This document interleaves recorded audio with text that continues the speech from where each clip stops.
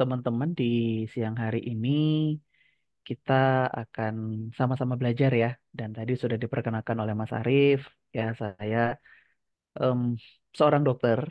Ya, dari 2006 selesai pendidikan saya seorang dokter, tapi apa namanya? eh, jalur saya itu berbeda dengan teman-teman pada umumnya. Jadi saya mengambil spesialisasi saya di bidang higiene industri dengan kesehatan kerja. Dan memang saat ini saya menjadi konsultan untuk beberapa perusahaan dan juga NGO ya terkait tentang kebutuhan K3 terkhusus di bidang higiene industri dan kesehatan kerja ya, yang dimana di siang hari ini tanpa berlama-lama ya kita akan sama-sama belajar tentang yang namanya higiene industri ya, prinsip-prinsip higiene industri, bagaimana penerapannya. Mungkin teman-teman sudah pernah dengar nama higiene industri, terkhusus ketika Peraturan Menteri Tenaga Kerja nomor 5 tahun 2018 itu muncul ya, di mana dalam satu pasal disebutkan bahwa setiap perusahaan wajib memiliki, kalau di dalam peraturan perundangan disebutnya ahli K3 lingkungan kerja. Secara definisi profesi disebutnya sebagai industrial higienis. Dan sekarang sampai detik ini di Indonesia itu seingat saya kita sudah punya untuk ahli muda ya. Ahli muda itu sudah di atas 500 ya atau 1000, saya sudah lama nggak lihat-lihat lagi statistiknya gitu ya. Ahli madya itu sudah 50 hingga 100. Ya, dan saya adalah ahli madya untuk higiene industri ini. Dan mungkin bertanya-tanya ya teman-teman, ini apa sih sebenarnya si higiene industri ini ya? Kita akan sama-sama melihat dulu dari sisi dasar hukum, di mana dari sejak tahun 2008 ini sudah muncul ya standar kompetensi kerja nasional untuk higiene industri dan dituangkan kembali, dipertegas lagi di dalam Peraturan Menteri Nomor 5 Tahun 2018, di mana pada dasarnya memang di 2012 di dalam peraturan pemerintah itu sudah disampaikan di pasal 4 bahwa di pasal 14 bahwa perusahaan atau pengusaha wajib melakukan pemantauan dan evaluasi kinerja K3 yang dilakukan oleh SDM yang berkompeten. Ya, yang dimaksud dengan SDM yang kompeten ini ya, itu dituangkan di dalam Peraturan Menteri Nomor 5 Tahun 2018 Pasal 45. Ya, personilnya adalah yang kompeten itu adalah personil K3 bidang lingkungan kerja. Ada ahli muda, ada ahli madya, ada ahli utama. Ya, dan untuk bisa menjadi seorang ahli K3, ya jelas sih mengikuti pendidikan kompetensinya dulu. Ya, ada ada pendidikan kompetensi untuk ahli muda, ada ahli madya, dan ahli utama. Ketika sudah punya kompetensi tersebut, sudah dinyatakan kompeten oleh lembaga sertifikasi profesi yang ditunjuk, ya, oh, dan Anda sudah bekerja di perusahaan, maka Anda mengajukan atau perusahaan mengajukan diri Anda ke Dirjen Pengawas Norma K3 ya untuk mendapatkan surat keputusan penunjukan sebagai namanya ahli K3 lingkungan kerja pada dasarnya. Ketika Anda sudah dengan melampirkan 6 dokumen tersebut ya yang terlampir ini sudah diverifikasi, ya nanti akan diterbitkan surat keputusan penunjukan tersebut ya. Nah, ketika sudah punya nih personil yang berkompeten, barulah bisa melakukan yang namanya pemeriksaan atau pengujian. Ya, di dalam peraturan menteri dikenal bahwa pemeriksaan dan atau pengujian lingkungan kerja atau higiene industri itu meliputi 4 hal. Satu, pemeriksaan pertama, kedua, pemeriksaan berkala, ketiga, pemeriksaan ulang, dan yang terakhir pemeriksaan khusus. Pemeriksaan pertama, ya, pemeriksaan pertama itu dilakukan sebagai bentuk pemetaan dahulu, ya, pemetaan untuk mencari tahu sumber-sumber bahayanya apa saja di area kerja kita yang bisa menimbulkan penyakit akibat kerja. Itu sebab alasan kenapa higiene industri tidak akan bisa lepas dari kesehatan kerja. Oleh karena segala bentuk sumber bahaya yang nanti didapatkan melalui pemeriksaan atau pengujian lingkungan kerja, itu akan berdampak kepada kesehatan pekerja itu sendiri. Ya, kita perlu pemetaan. Setelah pemetaan, baru kita melakukan pemeriksaan secara berkala. Pemeriksaan tahunan kita bilang. Ya, atau kalau dari pemeriksaan tersebut kita nggak yakin atau ingin menggali lebih jauh lagi, maka kita melakukan pemeriksaan ulang atau pemeriksaan khusus. Secara konsep dasar, di dalam tata laksana higiene industri, itu dimulai dari langkah pertama. Kita melakukan hazard assessment dulu. Kita mengidentifikasi dan mendefinisikan kriteria bahaya. Ya, hazard kriterianya apa? Kita sama-sama tahu ya, dan teman-teman yang hadir pasti sudah sering mendengar 5 kelompok bahaya yang dihadapi oleh perusahaan. Fisik, kimia, biologi, ergonomi, psikososial. Ya, yang dimana mereka ini akan memberikan dampak ya penyakit terhadap para pekerja. Ini yang kita cari. Ya, hazard assessment ini bisa dilakukan bersama-sama dengan teman-teman dari ahli K3 maupun juga teman-teman dokter K3. Ya, teman-teman keselamatan kerja dan teman-teman kesehatan kerja. Ya. Nah, ketika sudah melakukan identifikasi, barulah melakukan exposure risk assessment.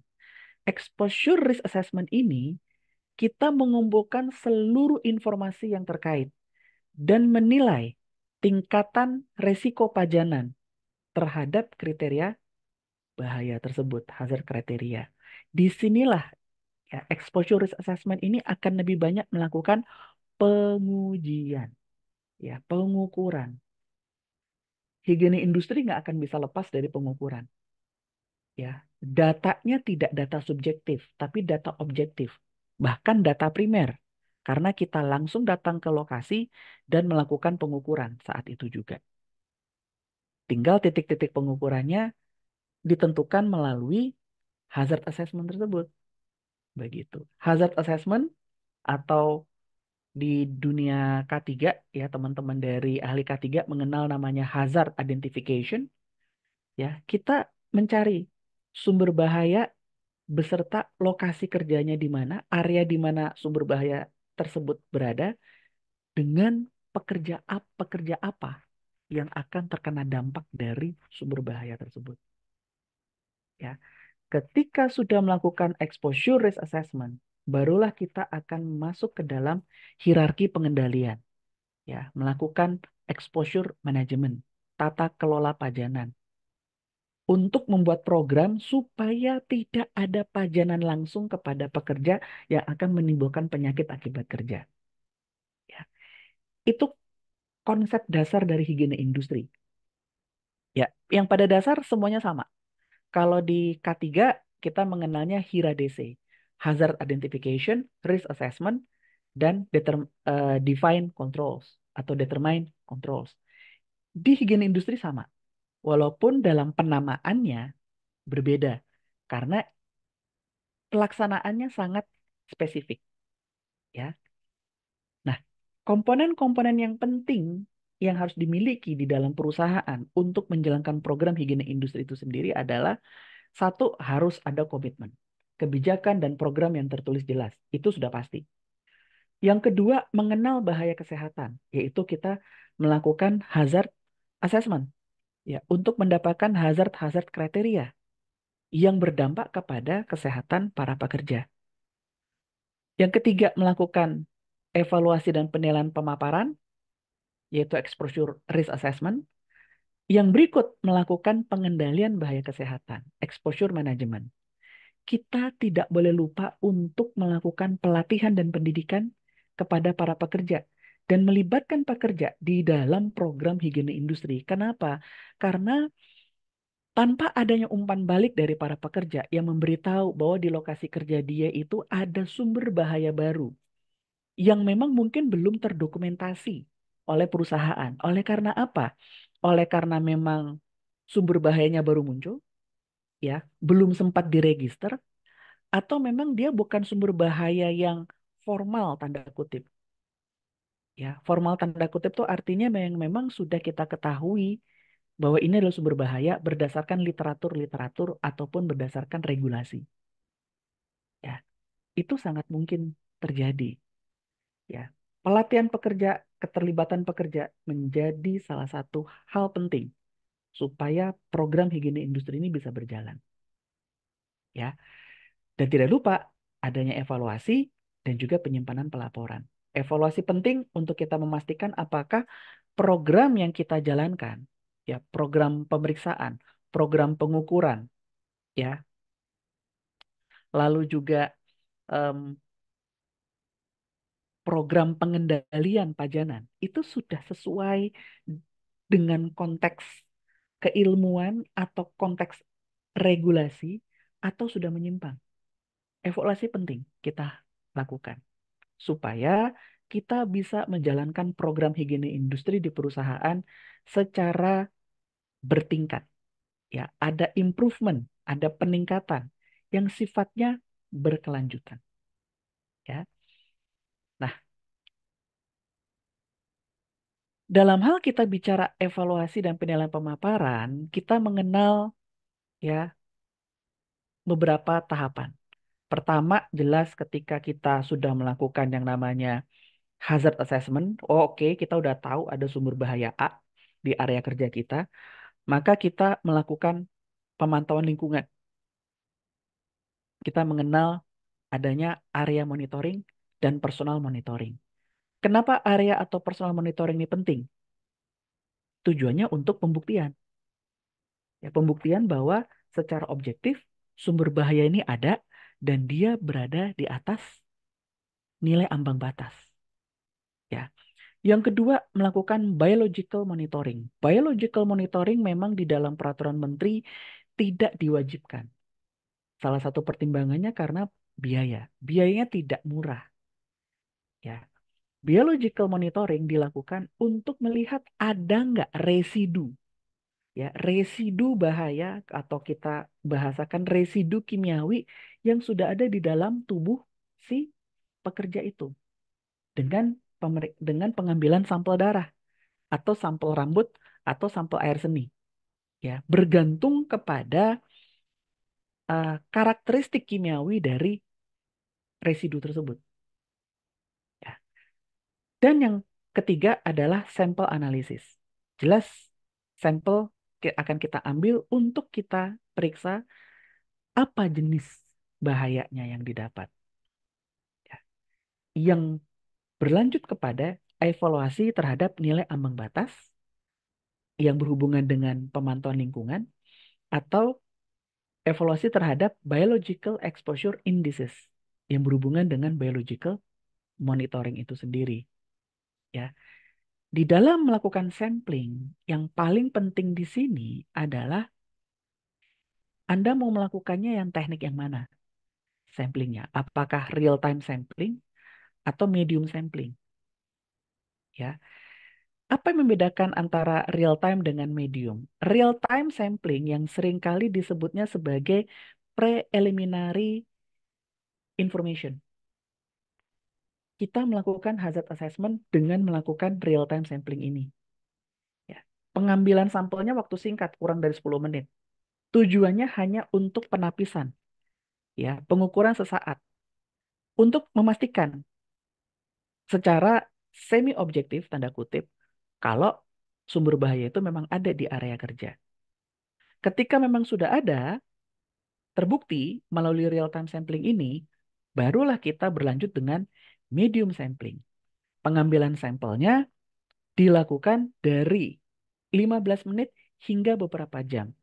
Konteks beberapa jam ini adalah selama shift kerja, yaitu 8 jam kerja. Karena itu disebut sebagai monitoring continue, ya. Yang hasilnya akan menggambarkan integrasi dari seluruh jam kerja. Kita akan bisa melihat grafik fluktuasinya. Ya, pada jam-jam berapa, ya, pada jam kerja keberapa si sumber bahaya itu berada di pajanan tertingginya, ya.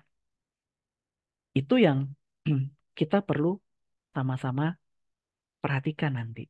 Dan ini yang dipakai oleh teman-teman industrial hygienist untuk menganalisis, ya, menganalisis apakah si sumber bahaya yang sudah kita sampling selama 8 jam kerja itu secara rata melebihi dari nilai ambang batas, ya. Nah, strategi sampling itu harus mempertimbangkan aspek dari perlindungan kesehatan, mempertimbangkan pemenuhan peraturan pemerintah dan juga efektivitas biaya dengan mengajukan 4W dan 2H. Apa yang mau disampel? Ya, apa jenis bahayanya yang akan kita sampling? Karena nanti menentukan metode ukur yang dipakai, prosedurnya, alat ukur, metode analisisnya, di mana sudah ada acuan yang tidak boleh dilanggar sama sekali.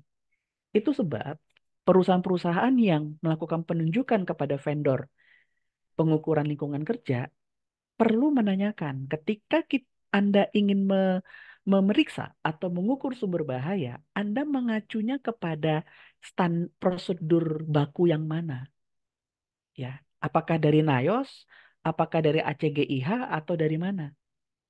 Kalau di Indonesia kita mengenal namanya SNI, ya. Itu harus dicantumkan. Bahkan kita sebagai perusahaan, kita sebagai perwakilan perusahaan harus tahu isi dari prosedur tersebut supaya mengerti apakah memang teknik ukur yang akan dipakai, prosedur ukur ataupun alat ukur yang dipakai itu memang sesuai atau tidak dengan sumber bahaya yang akan mau disampling.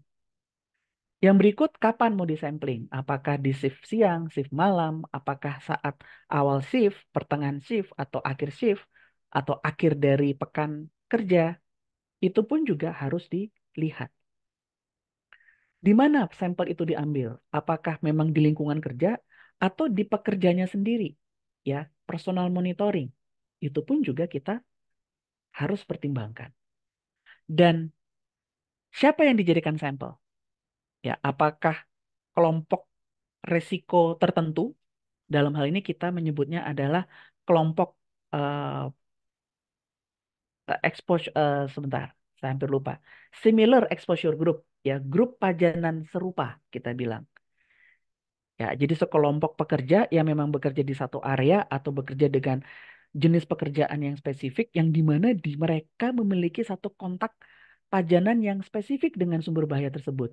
Kita bisa untuk melakukan pengambilan sampel atau secara random.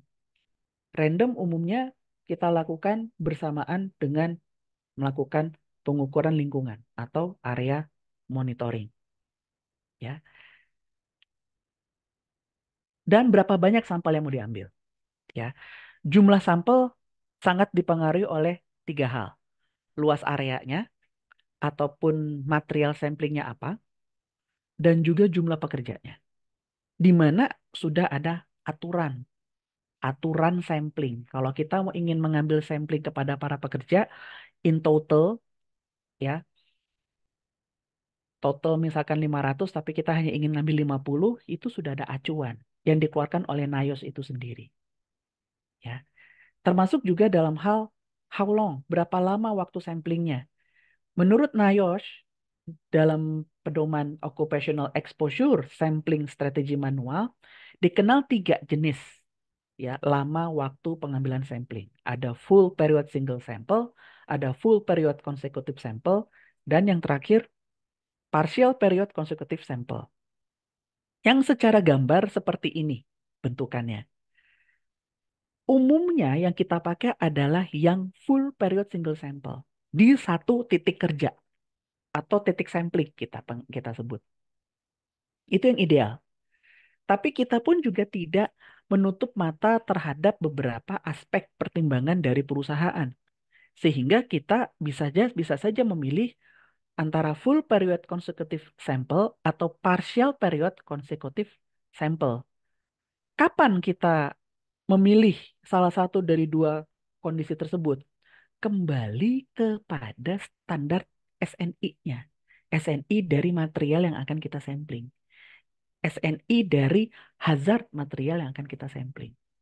Ini penting.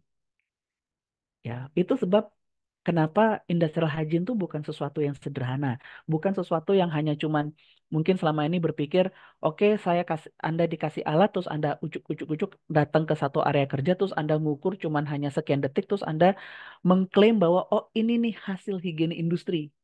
Enggak seperti itu. Panjang ya. Yang dilakukan tadi yang saya ceritakan itu baru preliminary monitoring, pengukuran awal, hanya untuk mencari tahu memang betul nggak sumber bahaya ini ada. Ya, jenisnya apa? Misalkan nikel, misalkan timbal. Oh, ada timbal nih di area kerja tersebut. Kita lihat dulu ke dalam standar prosedur baku yang sudah ditetapkan oleh NIOS. Ya, untuk timbal, timbalnya jenis yang mana? Timbal organik atau non organik? Ya, kalau organik, dia apa bentukan padat atau dia debu terhirup, respirable dust. Ya, masing-masing bentukan karakter fisik dari bahan-bahan tersebut, ya dari sumber bahaya tersebut, itu punya standarnya masing-masing. Yang nanti akan memberitahu, oke, kalau misalkan timbalnya respirable dust, ya, yang PM2,5, maka kita pakai full period single sample. Contoh. Tapi kalau dia bentuknya padat, maka kita bisa pakai full period consecutive sample. Ya. Nah, metode yang tadi saya, mohon maaf, metode yang tadi saya ceritakan itu ada dua ya, ada area monitoring, ada personal monitoring. Personal monitoring alatnya dipasang di pekerja itu sendiri ya. Tergantung nih, kalau untuk umumnya kalau untuk personal monitoring akan lebih banyak bicara dalam hal pajanan terhadap paru-paru dan pajanan terhadap telinga. Sehingga kita kenal istilah breathing zone dan hearing zone, ya, yang digantung di pundak atau leher baju si pekerja tersebut. Untuk memastikan berapa banyak sih sumber bahaya yang sudah mengekspos, masuk ya atau memapar menempel kepada tubuh pekerja tersebut. Ini dilakukan ketika area monitoring sudah kita lakukan pada dasarnya. Cara sampling ya itu kita bisa lakukan tiga, tiga jenis. Ada active flow, ada passive flow, ada grab sampling. Ya, active flow kita menghisap si sumber bahaya itu secara aktif. Ya, dan kebalikan untuk passive flow. Nah, ada juga sampling yang lain, tapi ini tidak fokus langsung kepada si sumber bahaya, yaitu biomonitoring, biological monitoring, ya, untuk mengukur body burden, ya, seberapa banyak residu kimiawi yang ada di dalam tubuh si pekerja tersebut, ya, dan medical monitoring. Medical monitoring kita mengenal namanya medical check up. Jadi, higiene industri dan kesehatan kerja, salah satu jembatan penghubungnya adalah di medical monitoring. Ya, dalam hal kita melakukan sampling tersebut, kita butuh nilai ambang batas. Kita butuh nih nilai normalnya. Ya, di mana nilai ambang batas sendiri pun ada tiga kategori. Ada yang TWA, ya time weight average, ya kadar bahan kimia rata di udara lingkungan kerja selama 8 jam per hari.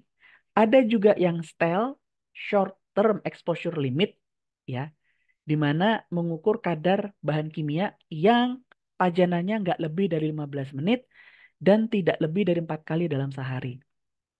Dan ada kategori ketiga yaitu ceiling, kadar tertinggi bahan kimia yang tidak boleh dilewati selama melakukan pekerjaan. Masing-masing sumber bahaya punya kategorinya masing-masing. Tapi secara umum seluruh bah sumber bahaya itu mempunyai yang namanya TWA, ya, NAB TWA-nya. Oke.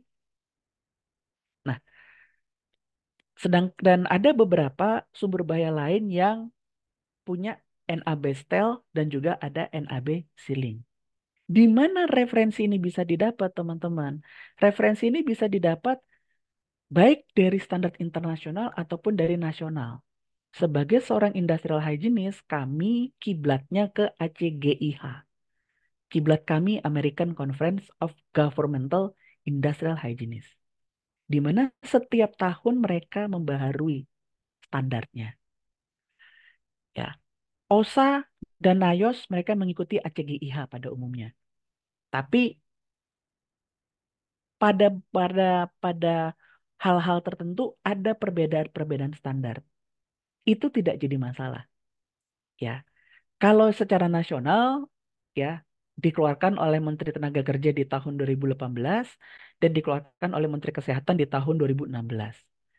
Yang disayangkan sebenarnya kalau nasional itu mereka tidak bisa dokumennya tidak hidup, dokumennya statis. Sehingga ini yang juga menjadi kendala secara praktek profesional kita sebagai industrial hygienist.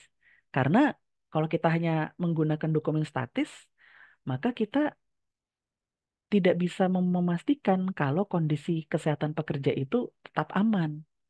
Dibanding kalau kita mengikuti acuan internasional, terkhusus mengikuti acuan dari ACG, ACGIH itu sendiri. Ya. Nah, itu adalah konsep dasar di dalam melaksanakan program higiene industri itu sendiri. Ya, kita melakukan hazard assessment, kita melakukan exposure risk assessment, di mana di dalam exposure risk assessment kita melakukan area monitoring, personal monitoring, dan juga sampling, analisis. Ya, yang dari situlah baru kita bisa masuk ke dalam yang namanya exposure management. Kita mengendalikan pajanan tersebut secara cepat, ya, yang mudah-mudahan Mas Fajar, salah ya, Mas Arif, sorry. Ya, mudah-mudahan Mas Arif sudah membagikan ke teman-teman, ya. Ini sebagai pengenalan saja bagi bagi teman-teman tentang apa-apa saja sih sebenarnya program-program higiene industri yang umum dilakukan di perusahaan. Pertama, konservasi pendengaran. Di dalam konservasi pendengaran, kita menggunakan 7 langkah. Mulai dari survei bising, pengendalian teknis, ya, pajanan bising, audiometri, pelindung pendengaran pribadi, edukasi, simpan laporan, dan evaluasi program. Ya, di dalam survei bising kita melakukan 3 hal. Baik itu pengukuran area tadi ya, area monitoring kita lakukan. Yang kedua, kita melakukan personal monitoring melalui daily exposure monitoring di nomor 2. Maupun yang ketiga, kita melakukan engineering monitoring. Kita melakukan analisis frekuensi kebisingan tersebut. Ya, untuk bisa menentukan pengendalian kebisingan secara engineeringnya seperti apa. Oke. Nah, alat ukurnya masing-masing beda nih. Kalau untuk area monitoring kita pakai SLM menggunakan standar dari ANSI. Ya, ANSI S1.4 yang terbitan tahun 83. Kalau yang personal monitoring pajanan harian kita pakainya noise dosimeter. Kalau untuk engineering kita pakainya octave band analyzer. Yang spesifikasinya spek alat ukurnya itu mengacu kepada masing-masing standar baku. Yang dipakai adalah standar dari ANSI. Ya. Audiometri juga tidak boleh kita lupakan untuk memastikan kondisi pendengaran dari para pekerja tersebut. Ada 2 tindakan yang harus dilakukan di dalam audiometri. Ada baseline audiogram dan annual audiogram. Jadi audiometri itu bukan dilakukan hanya tahunan saja, nggak begitu. Tapi ada panduannya yang harus dilakukan. Kita perlu kumpulkan para pekerja yang masuk dalam kelompok similar exposure group tersebut, ya.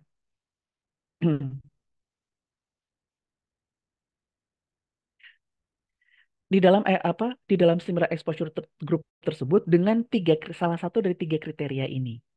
Yang nanti setelah diukur ternyata memang ada temuan di dalam hasil baseline tersebut, baru lakukan annual terhadap pekerja tersebut, ya. Makanya audiometri itu tidak bisa dikatakan statis gitu. Oh, semuanya diberlakukan kepada seluruh karyawan. Tidak. Sebelum melakukan annual audiogram, ya, perlu melakukan hazard assessment lagi.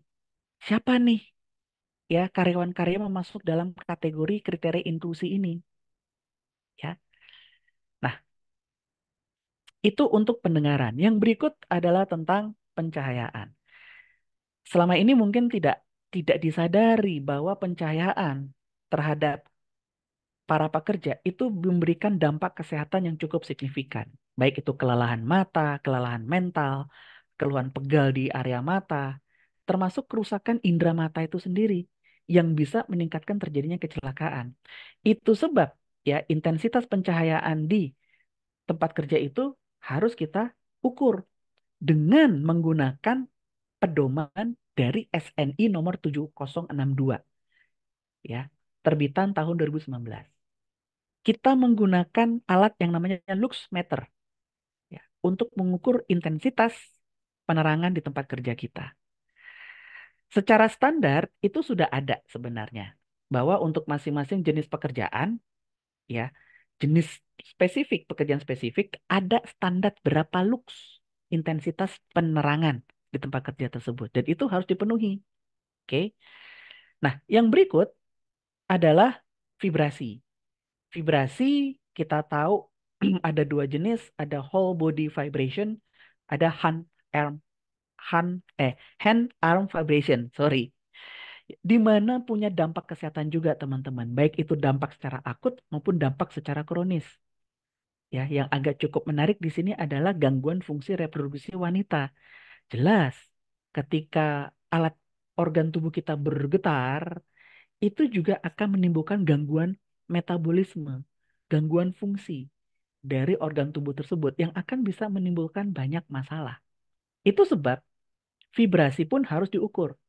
Untuk mengukur whole body vibration, kita menggunakan peralatan ukurnya adalah human vibration meter, ya, dengan dengan dua alat pendukung, yaitu akselerometer 3 sumbu dan bantalan. Prosedurnya, standar bakunya yang dipakai itu berdasarkan SNI nomor 7186, terbitan tahun 2009. Kalau untuk hand arm, kita mengacunya dengan S standar bakunya adalah SNI 16-7054 terbitan tahun 2004. Dengan alat ukurnya adalah accelerometer dan unit vibration meter. Ya, ini alat-alat ukur yang kita akan pakai untuk melakukan pengukuran-pengukuran bahaya fisik. Ya, termasuk juga pengukuran iklim kerja panas. Ya, kita tahu ya sebelum hujan turun gitu ya, gara-gara dampak badai El Nino, kita mengalami eh, musim kemarau yang berkepanjangan yang bisa menimbulkan dampak kesehatan terhadap para pekerja seperti heat cramps, heat exhaustion, dan juga heat stroke. Di mana dalam hal mengukur iklim kerja panas, kita menggunakan ISBB, Indeks Suhu Bola Basah. Ya, nah alatnya apa yang dipakai? Alat yang dipakai adalah WBGT meter ini, seperti yang ada di gambar. Dengan standar baku yang kita pakai adalah SNI nomor 16-7061, terbitan tahun 2019. Ya.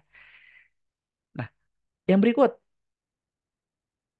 ya, yaitu debu. Di dalam kita mengenal ada program namanya program perlindungan respirasi untuk mencegah para pekerja itu mengalami ya gangguan kesehatan oleh karena pajanan debu. Ya, prinsipnya sama saja dengan pada umumnya. Yang terpenting di sini kita harus pahami bahwa yang kita harus ukur untuk pajanan debu yang dapat menimbulkan masalah kesehatan pada para pekerja adalah yang ukurannya kurang dari 2,5 mikron. Oleh karena apa? Oleh karena semakin kecil partikelnya, dia akan makin lama bertahan di udara dan akan lebih cepat masuk ke dalam paru-paru. bukan PM10 teman-teman, apalagi PM total ya atau total debu yang selama ini digadang-gadang di perusahaan. Dalam hal konteks higiene industri, kita fokusnya kepada PM2,5 ya. Dengan teknik pengambilan sampel ya, kalau untuk active flow monitoring kita menggunakan high volume atau low volume air sampler ya. Kalau untuk gas beracun kita gunakan gas detector ataupun CO analyzer. Kalau yang passive flow untuk debu kita gunakan dust fall collector. Kalau untuk gas beracun kita menggunakan impinger ya, impinger gas sampler. Termasuk kita juga bisa menggunakan surface sampling. Jadi kita pakai lidi waten ya, lidi kapas untuk kita menyapu, mensuap permukaan area kerja kita untuk dapatkan debunya. Oke. Dari bahaya fisik kita masuk ke bahaya kimia, di mana kalau bahaya kimia, teman-teman industrial hygienist pasti akan mengacu kepada LDKB. Jelas. Ya, karena itu menjadi data sekunder kita untuk mengidentifikasi bahan kimia apa saja yang dipakai di tempat kerja kita. Ya, mau nggak mau LDKB kita pakai di dalamnya yang secara format baku, bukan format baku sih sebenarnya, format generik dari OSA ini seperti yang terpampang di layar, ya, yang terdiri dari 16 bab. Untuk industrial hygienist, kita fokusnya kepada bab nomor 2, komposisi bahan. Kita butuh ini untuk mengetahui nama-nama bahan kimia yang dipakai di perusahaan yang ada di dalam merek-merek produk yang dipakai di perusahaan kita. Ya, kita minta MSDS atau LDKB, kita lihat di bab 2 mencantumkan komposisi bahan yang di mana komposisi bahan tersebut mencantumkan yang namanya chemical registry number. Chemical registry number merupakan identitas atau nomor unik unsur kimia dari produk-produk bahan kimia yang dipakai. Ya, unsur kimia, unsur senyawa, polimer, campuran, alloy, semuanya adalah identitas nomor yang dipakai. Yang menjadi referensi yang mudah untuk kita mencari tahu tentang dampak penyakit yang akan timbul dari bahan kimia tersebut dengan tautan situs jaringan yang terpampang. Kita bisa gunakan CAS, kita bisa gunakan NIOS, kita gunakan OSA, ataupun kita gunakan dari Eropa, yaitu dari ECHA. Intinya kalau industrial hygienist, kita pasti cari chemical registry number-nya ini untuk kita mencari literatur bahan kimia ini bisa menimbulkan penyakit apa. Bahan kimia ini ketika udah ketemu, baru kita bisa mengacu kepada standar baku apa yang kita pakai untuk melakukan sampling terhadap bahan kimia tersebut. Ya. Nah, yang berikut adalah ergonomi. Program pengendalian ergonomi mungkin teman-teman sering dengar juga dengan terminologi yang berbeda di perusahaannya. Yang intinya kita mencegah penyakit akibat ergonomi. Ya, di mana kita tahu ergonomi akan menimbulkan masalah kepada sistem tulang, sistem otot, sistem persendian, dan juga sistem persarafan tepi. Kita perlu melakukan hazard assessment terlebih dahulu, di mana hazard assessment ini kita lakukan melalui 3 alat bantu. Satu, body discomfort map, ya, atau kita kenal namanya kuesioner Nordic. Yang kedua, brief survey. Dan yang ketiga, wawancara. Body discomfort map adalah hazard assessment untuk personal. Kalau brief survey itu adalah hazard assessment untuk area, untuk lingkungan kerjanya. Ketika kita sudah melakukan hazard assessment tersebut, baru kita melakukan exposure risk assessment. Disesuaikan dengan faktor bahaya ergonominya. Ya, kalau stress kontak kita gunakan rula atau reba. Kalau manual handling kita menggunakan NIOS lifting equation. Kalau visual display terminal dalam hal ini yang disampaikan oleh Mas Arief di safety induction kita lama depan laptop, ya itu masuk dalam faktor ergonomi visual display terminal. Kita menggunakan alat ukurnya Rapid Office Strain Assessment, ya. Nah, dan yang terakhir adalah pengukuran psikososial. pasti di tempat kerja kita berhadapan dengan stres, ya, stressful job conditions, ya, yang kalau memang bisa di buffer, bisa diredam oleh kita, ya, faktor individu kita, karena kita memiliki pertahanan mental yang sangat tebal, ya, maka stressful job condition tidak akan menimbulkan masalah. Tapi lain ceritanya kalau individual ataupun situational factors yang kita miliki itu lemah, maka stressful job condition akan bisa menimbulkan risiko terjadinya cedera ataupun sakit. Sakit tidak selalu sakit mental ketika kita bicara stres kerja. Terkadang sakit fisik pun disebabkan oleh karena stres kerja itu sendiri. Nah, kita bisa melihat konsepnya. Nayos, dalam hal bicara model stres kerja, kita melihat bahwa ada job stressor yang nanti dipengaruhi oleh faktor individu, faktor pekerja, dan juga faktor non kerja. Faktor non kerja itu dalam hal ini adalah kebutuhan keluarga ataupun kebutuhan domestik, ya. Dan ditambah lagi faktor buffer. Faktor buffer di sini adalah dukungan sosial. Dukungan sosial dari atasan, dari rekan kerja, ataupun dari keluarga. Bila tiga faktor ini tidak bisa menahan job stressor tersebut, maka akan timbul reaksi akut, baik secara psikologis, secara fisiologis, dan perilaku, ya, yang nanti akan berdampak kepada penyakit.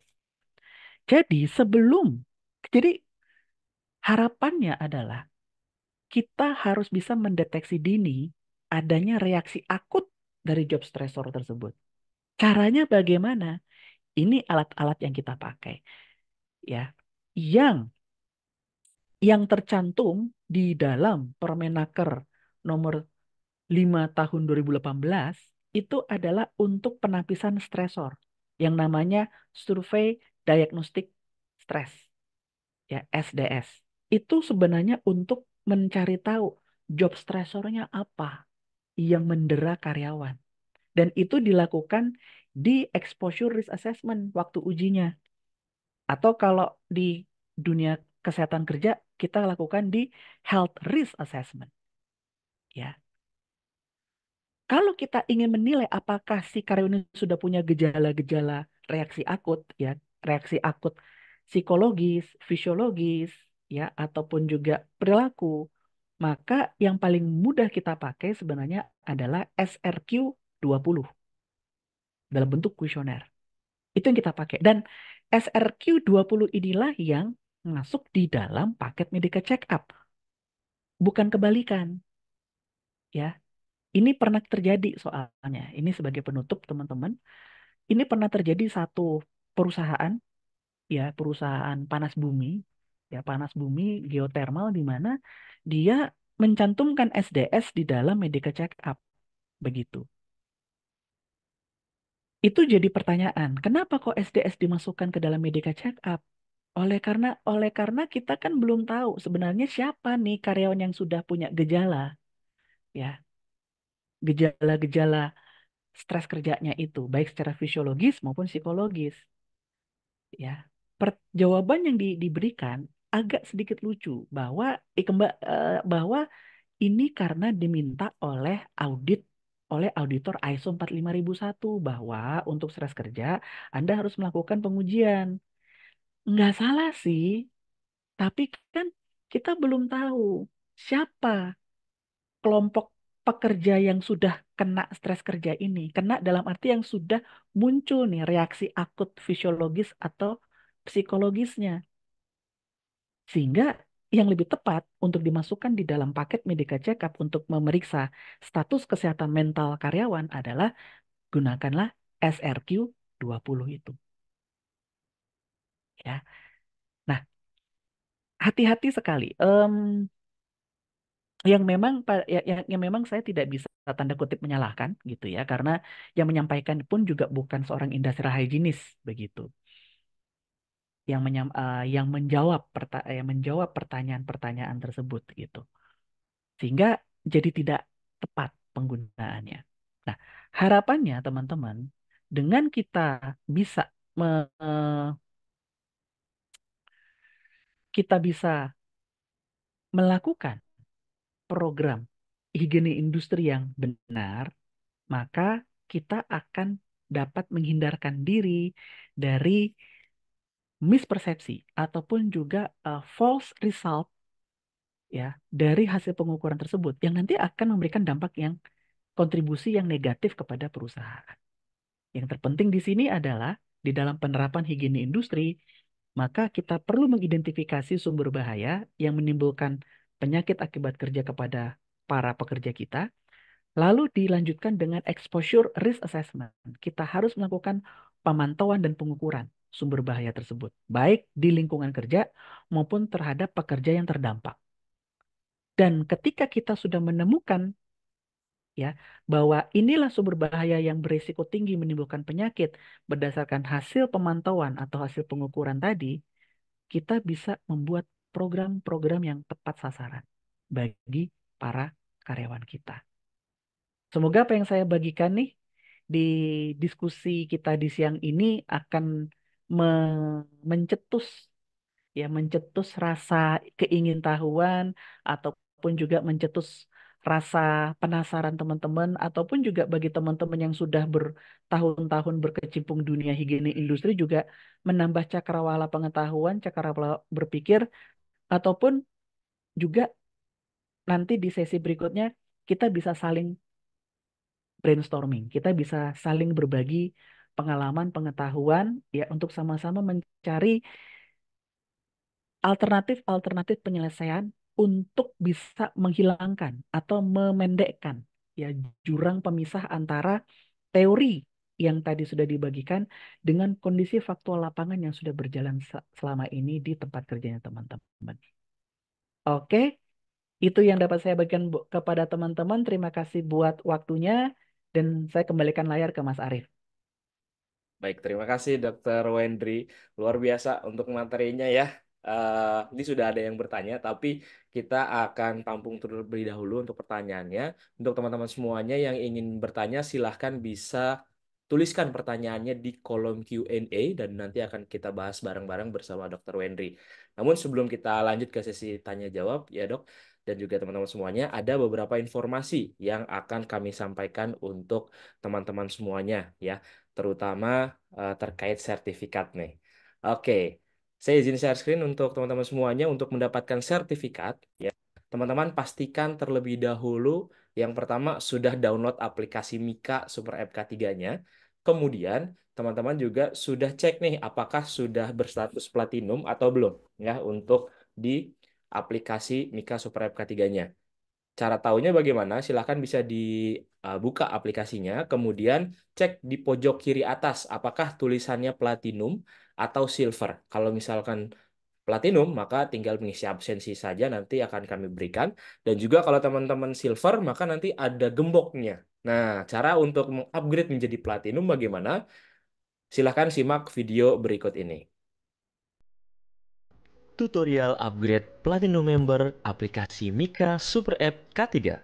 Yang pertama, silahkan Anda klik salah satu gambar gembok yang ada pada halaman beranda Anda, kemudian klik upgrade kartu Platinum. Lalu, Anda bisa pilih dengan 3 masa aktif kartu, 3 bulan, 6 bulan, ataupun 1 tahun. Setelah itu, klik upgrade sekarang. Kemudian Anda bisa pilih metode pembayaran melalui virtual account atau juga e-wallet. Setelah itu, klik bayar. Kemudian, silahkan salin rekening virtual Anda dan lakukan transfer berdasarkan nominal yang telah tersedia pada aplikasi. Dan khusus Anda yang menggunakan Mandiri, silahkan Anda pilih pihak ketiga, yaitu Sendit 88908, sesuai dengan 5 angka yang ada di depan rekening virtual Anda. Setelah Anda transfer, silahkan Anda buka kembali aplikasi Mika Super App K3, lalu refresh kembali aplikasi Anda. Setelah itu, Anda bisa klik nama Anda, lalu akan muncul member card Platinum. Oke, nah itu cara untuk mengakses atau mengupgrade menjadi platinum member. Kemudian untuk teman-teman semuanya, untuk rekaman webinar juga akan kita upload di channel YouTube-nya Kak Cik Deni. Dan pastikan teman-teman semuanya sudah subscribe dan juga klik tombol loncengnya supaya nggak ketinggalan video-video terbaru yang diupload oleh Kak Cik Deni. Nah, untuk selanjutnya ada informasi lagi buat teman-teman semuanya dimulai dari perpanjangan lisensi dan juga SKP. Silakan Pak Deni. Oke, terima kasih Pak Arif. Wah, menarik ya materi kita siang ini. Baiklah Bapak Ibu semua, kalau Bapak Ibu semua punya SKP ahli K3 umum, SKP ahli K3 listrik, pastikan itu diperpanjang ya, karena 3 tahun sekali itu habis. Termasuk juga lisensi, kita juga bisa membantu Bapak Ibu semua untuk memperpanjang lisensinya agar bisa tertayang ya, tertelusur melalui teman K3.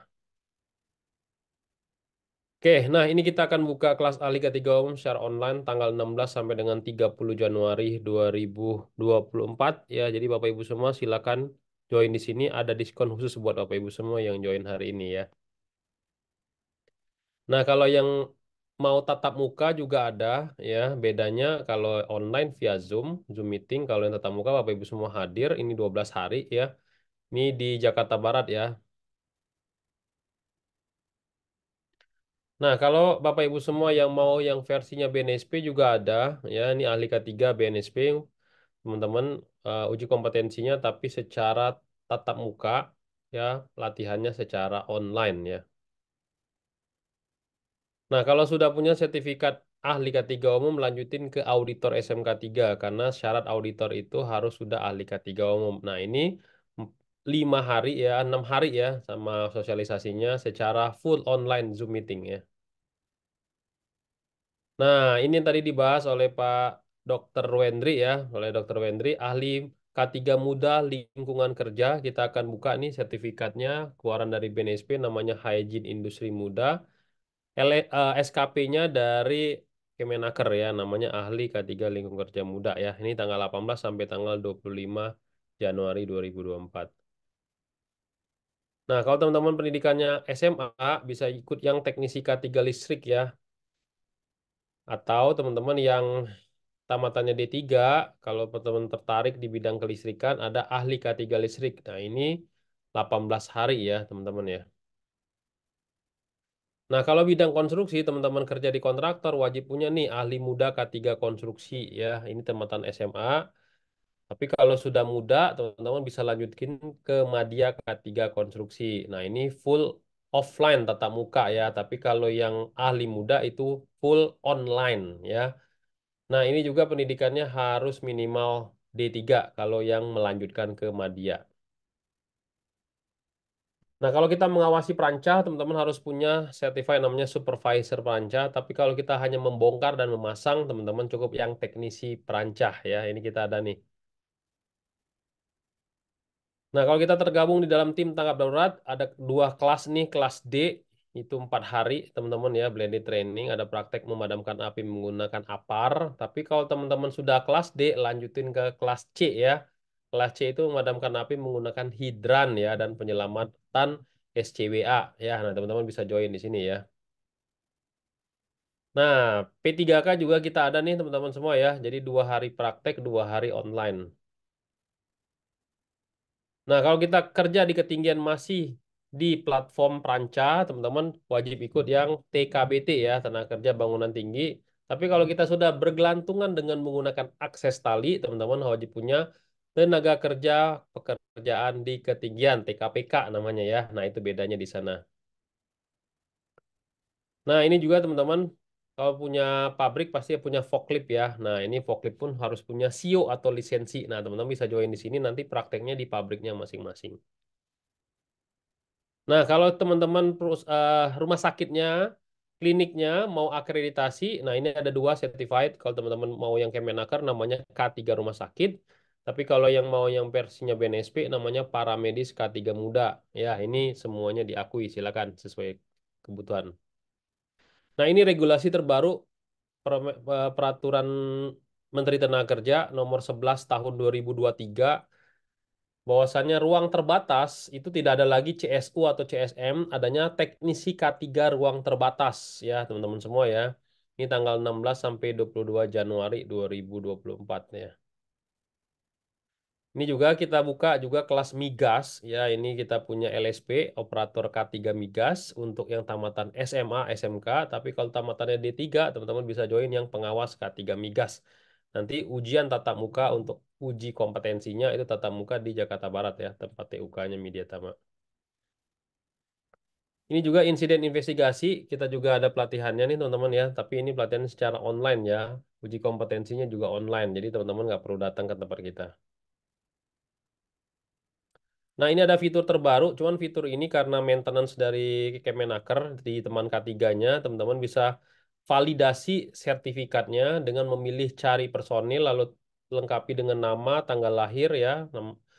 Teman-teman bisa cek SKP dan lisensinya asli atau tidak.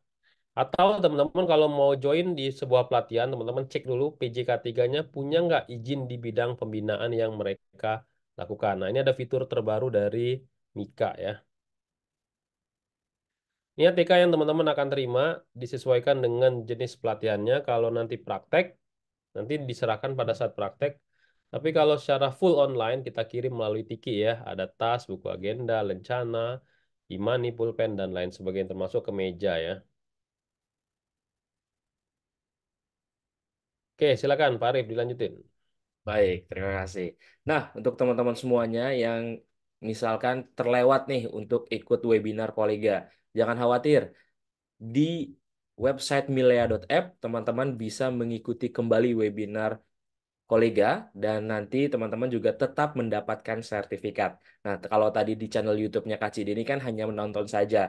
Tapi kalau teman-teman ingin mendapatkan sertifikat, silahkan bisa buka milea.app melalui web browser Google Chrome teman-teman semuanya.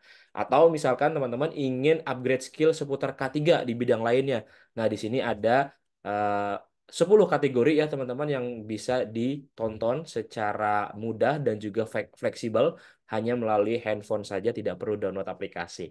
Nah, silakan buka website milea.app, kemudian daftarkan diri teman-teman semua ya, karena ini berbeda akunnya dengan aplikasi Mika, jadi daftar lagi akunnya kalau misalkan belum memiliki akun Milea. Nah, kalau sudah daftar, silahkan klik menu kursus. Di sini ada 10 kategori video tentang K3, seputar K3. Teman-teman juga bisa pilih sesuai kategori. Atau untuk teman-teman semuanya yang ingin ikut webinar kolega lagi yang sebelum-sebelumnya misalkan terlewat atau sertifikatnya tidak muncul ya. Nah, silakan bisa klik urutkan, kemudian waktu publishnya yang terbaru. Nanti di sini akan ada yang terbaru untuk e-course-nya ya, seperti contohnya misalkan yang hari ini. Nah, yang hari ini juga sudah ada prinsip hygiene industry. Teman-teman bisa langsung diakses di Milea dan kelebihannya apa di Milea ini teman-teman juga bisa mendownload modul atau materinya. Jadi bisa dibaca secara offline berupa PDF seperti itu. Kalau di aplikasi Mika kan teman-teman hanya bisa diakses saja ya, tidak bisa di-download seperti itu. Dan nanti untuk rekamannya juga akan di-upload di eh, setelah webinar ini selesai. Nah, kemudian teman-teman semuanya ini cara downloadnya silakan tinggal klik aja tanda panah yang ada di pojok kanan atas, otomatis nanti akan terdownload dan tersimpan di handphone atau juga laptop kita. Nah, untuk teman-teman semuanya yang sedang cari kerja, jangan khawatir. Di website mediatama.co.id di sini ada ratusan lowongan pekerjaan. Klik menu karir, kemudian silakan teman-teman bisa langsung masukkan CV saja. Kalau misalkan teman-teman belum punya CV-nya, nah di aplikasi Mika Super App K3 juga sudah ada menu buat CV online. Kalau misalkan teman-teman klik, silakan dipilih template-nya dan isi seluruh kolom dengan lengkap. Otomatis nanti teman-teman langsung bisa download CV-nya. Dan kalau misalkan teman-teman ingin buat banyak juga bisa. Dan nanti untuk histori CV-nya bisa dilihat di menu akun, kemudian histori CV seperti itu. Kemudian teman-teman juga bisa mendapatkan uang saku sebesar 3 juta rupiah per bulan. Caranya bagaimana? Silakan bisa manfaatkan sistem referral. Caranya bagaimana? Silakan bisa ditonton video berikut ini. Tutorial penggunaan kode referral. Yang pertama, silahkan klik menu akun, lalu klik menu referral, kemudian salin kode referral ke pelatihan yang Anda inginkan. Kemudian, pilih pelatihan yang Anda inginkan, lalu klik proses pemesanan, lalu masukkan kode referral Anda, lalu klik selanjutnya, otomatis akan muncul pada detail pesanan Anda. Selanjutnya, tutorial penarikan saldo referral. Yang pertama, silahkan Anda klik ubah rekening, kemudian lengkapi biodata rekening Anda, lalu klik simpan. Kemudian klik tarik saldo, lalu ajukan penarikan saldo minimal 1,3 juta, dan klik ajukan. Oke, nah itu tadi untuk teman-teman bisa mendapatkan uang saku sebesar 3 juta rupiah per bulan ya. Nah, silakan teman-teman semuanya bisa manfaatkan khusus untuk pelatihan yang berbayar saja. Kalau untuk yang gratis seperti ini tidak bisa ya. Oke, nah untuk teman-teman semuanya yang ingin informasi lebih lanjut mengenai sertifikasi ataupun juga training in-house training atau BNSP ya, atau Kemenaker RI bisa hubungi nomor yang tertera di depan layar atau bisa juga WhatsApp tim kami ya, ada Pak Beni, Mbak Soka, Mbak Risma dan juga Mbak Amanda. Pastikan juga teman-teman sudah follow akun sosial media Tama ya di Instagram @mediatama, Facebook Tama Media Tama Sertifikasi, subscribe channel YouTube-nya Kak Cik Deni dan jangan lupa untuk di follow akun TikTok-nya Kak Cik Deni. Kemudian untuk teman-teman semuanya yang ingin kerjasama sebagai sponsor ya silakan bisa hubungi kontak yang di depan layar atau teman-teman ingin menjadi pembicara ya seperti Dr. Wendri hari ini silakan bisa untuk hubungi ya nomor yang tertera di depan layar dan kami akan bisa mengajukan teman-teman semuanya atau para instruktur bisa bergabung untuk mengisi di webinar Kolega Media Tama. Oke, Dr. Wendri dan juga Pak Denny sudah makin banyak yang bertanya, silahkan bisa dijawab satu persatu. Oke, kita akan jawab pertanyaan dari teman-teman semua. Silakan kalau ada pertanyaan tulis di bagian kolom chatnya, ada Q&A ya. Di bagian kolom bawahnya maksud saya ada Q&A, tulis pertanyaan di sana. Oke, dari Firhan. Nah, saya cek dulu Firhan masih ada nggak nih? Ada Firhan Massuara katanya ya dari HJV, Harita Group. Apakah prosedur dan proses dalam pengambilan sampel, pelaporan dan evaluasi pada hygiene industri itu berhubungan dengan pemantauan dari persyaratan AMDAL sendiri? Nah, ini antara AMDAL, pengukuran yang versinya Kementerian Lingkungan sama pengukuran versinya Kemenaker atau yang lain itu seperti apa? Nah, itu mungkin kayak gitu pertanyaan. Silakan Pak Henry. Baik, Mas Firhan, higiene industri nggak ada hubungan dengan lingkungan hidup. Salah satu yang paling jelas nyata perbedaannya adalah bahwa lingkungan hidup melalui AMDAL, mereka menggunakan standar nilai bakunya adalah yang namanya BML, baku mutu lingkungan, ya. Sedangkan higiene industri menggunakan nilai bakunya adalah nilai ambang batas. Nilai ambang batas sangat berpengaruh terhadap pajanan sumber bahaya terhadap manusia.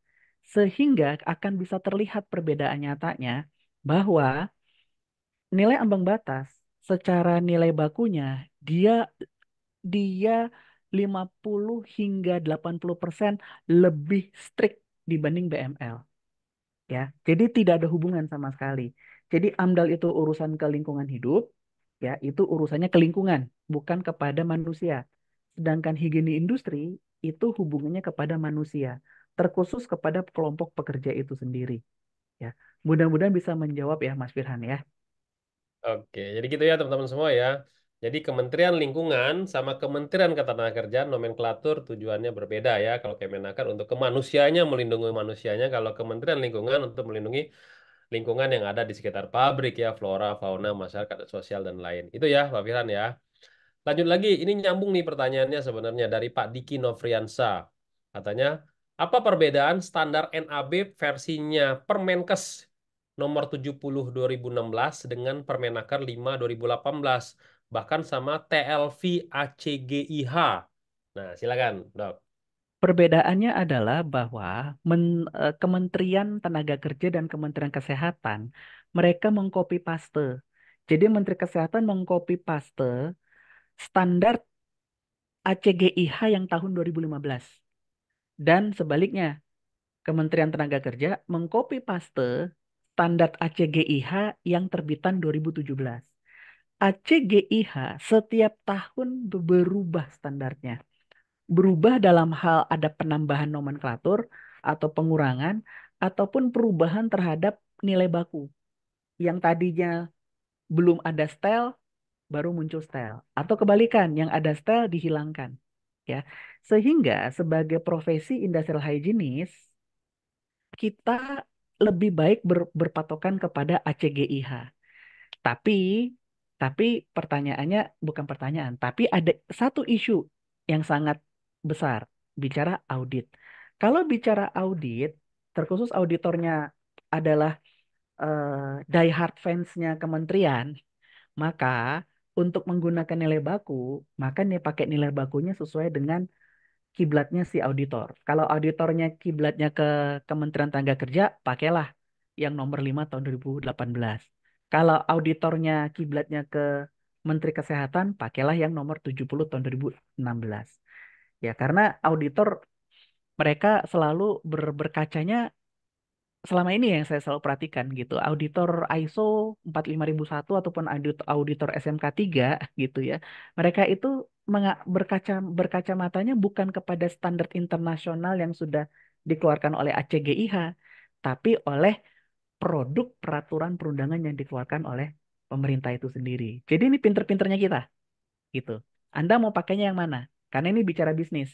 Kalau misalkan ini kebutuhannya nanti jualan ke PMA, misalkan nih tempatnya Pak Diki kantornya emang ada join dengan British Petroleum dari England gitu ya, maka pakailah ACGIH.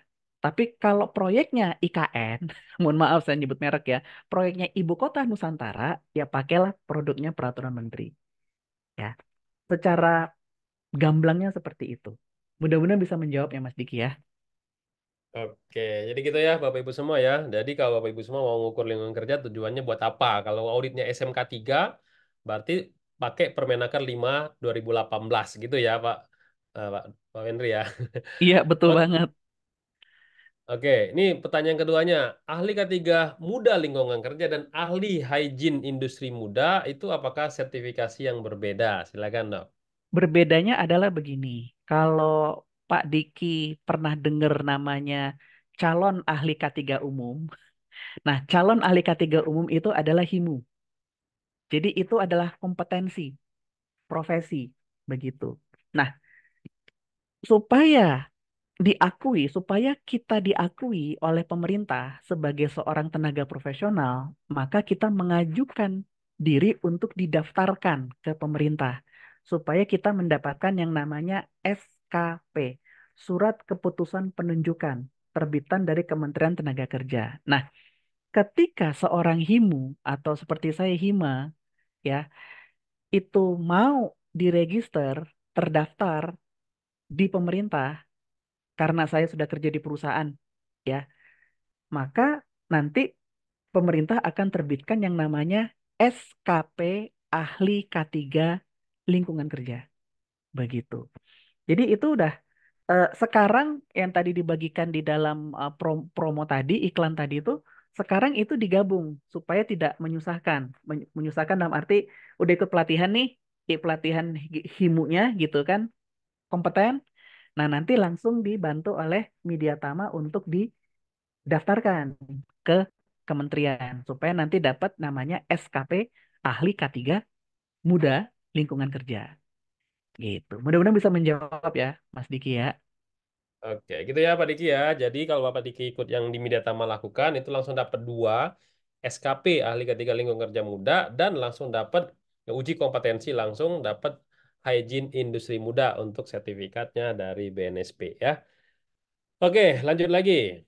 Terkait dengan Dedi Suhendra bertanya katanya, sebagai petugas K3 atau pihak perusahaan yang bertugas di lapangan agar tidak terjadi stres kerja pada karyawan di perusahaan dan jika sudah terjadi stres kerja tersebut, apa penanganan yang bisa kita lakukan ini dok? Silakan. Stres kerja itu pada dasarnya tidak bisa dihilangkan. Gampangnya begini, gampangnya gini. Saya atasannya Mas Arief. Dan bagi saya, Mas Arief sebagai sumber stres saya. Nggak mungkin dong saya kirim sniper untuk men-snipe Mas Arief gitu. Hilang dia di peredaran muka bumi. Nggak bisa begitu. Yang paling penting di sini sebenarnya adalah deteksi dini reaksi gangguan psikososialnya. Begitu. Jadi ketika kita sudah mendapatkan ya para karyawan melalui medical check-up tahunan ya dengan alat ukur spesifik untuk deteksi dini penyakit psikososial, nanti akan baru digali lebih jauh. Anda itu mengalami masalah psikososialnya karena apa? Apa faktor stresor kerja yang dominan? Itu kita menggunakan yang SDS. SDS yang ada dalam lampiran Permenaker 5 tahun 2018 tersebut. Ya, jadi eh, yang paling penting kalau kita mau bicara secara teorinya adalah perusahaan harus bisa membuat kondisi atau kultur perusahaannya, budaya kerjanya itu sesuai dengan dinamika dinamika psikis dari seluruh karyawan. Tapi itu bukan sesuatu hal yang mudah. Kenapa? Karena kan kita manusia kan tidak seragam begitu. Bahkan dalam hal pola pikir, dalam hal respon kita terhadap sebuah masalah itu berbeda-beda. Sehingga penting untuk kita mengelompokkan mana yang risiko rendah, mana yang risiko tinggi untuk mengalami reaksi psikologis ya atau penyakit psikososial tersebut. Yang nanti kita gali lebih dalam melalui SDS. SDS kita akan tahu sumber stresor kerjanya yang mana, apakah faktor sistem kerjanya kah atau organisasinya, apakah kultur perusahaannya atau personilnya. Personil itu bisa rekan kerja, bisa atasan, bisa bawahan, ya, atau yang mana. Disinilah nanti perusahaan bisa mengakomodir kebutuhan yang namanya konseling psikologis. Kalau memang dampak dari stresor kerjanya itu adalah reaksi psikologisnya. Tapi kalau reaksinya fisiologis, maka perusahaan harus mengakomodir yang membantu untuk mendapatkan akses eh, konsultasi kesehatan, kesehatan fisik ya, dengan rumah sakit trauma center atau klinik trauma center yang sudah ditunjuk oleh BP Jam Sostek.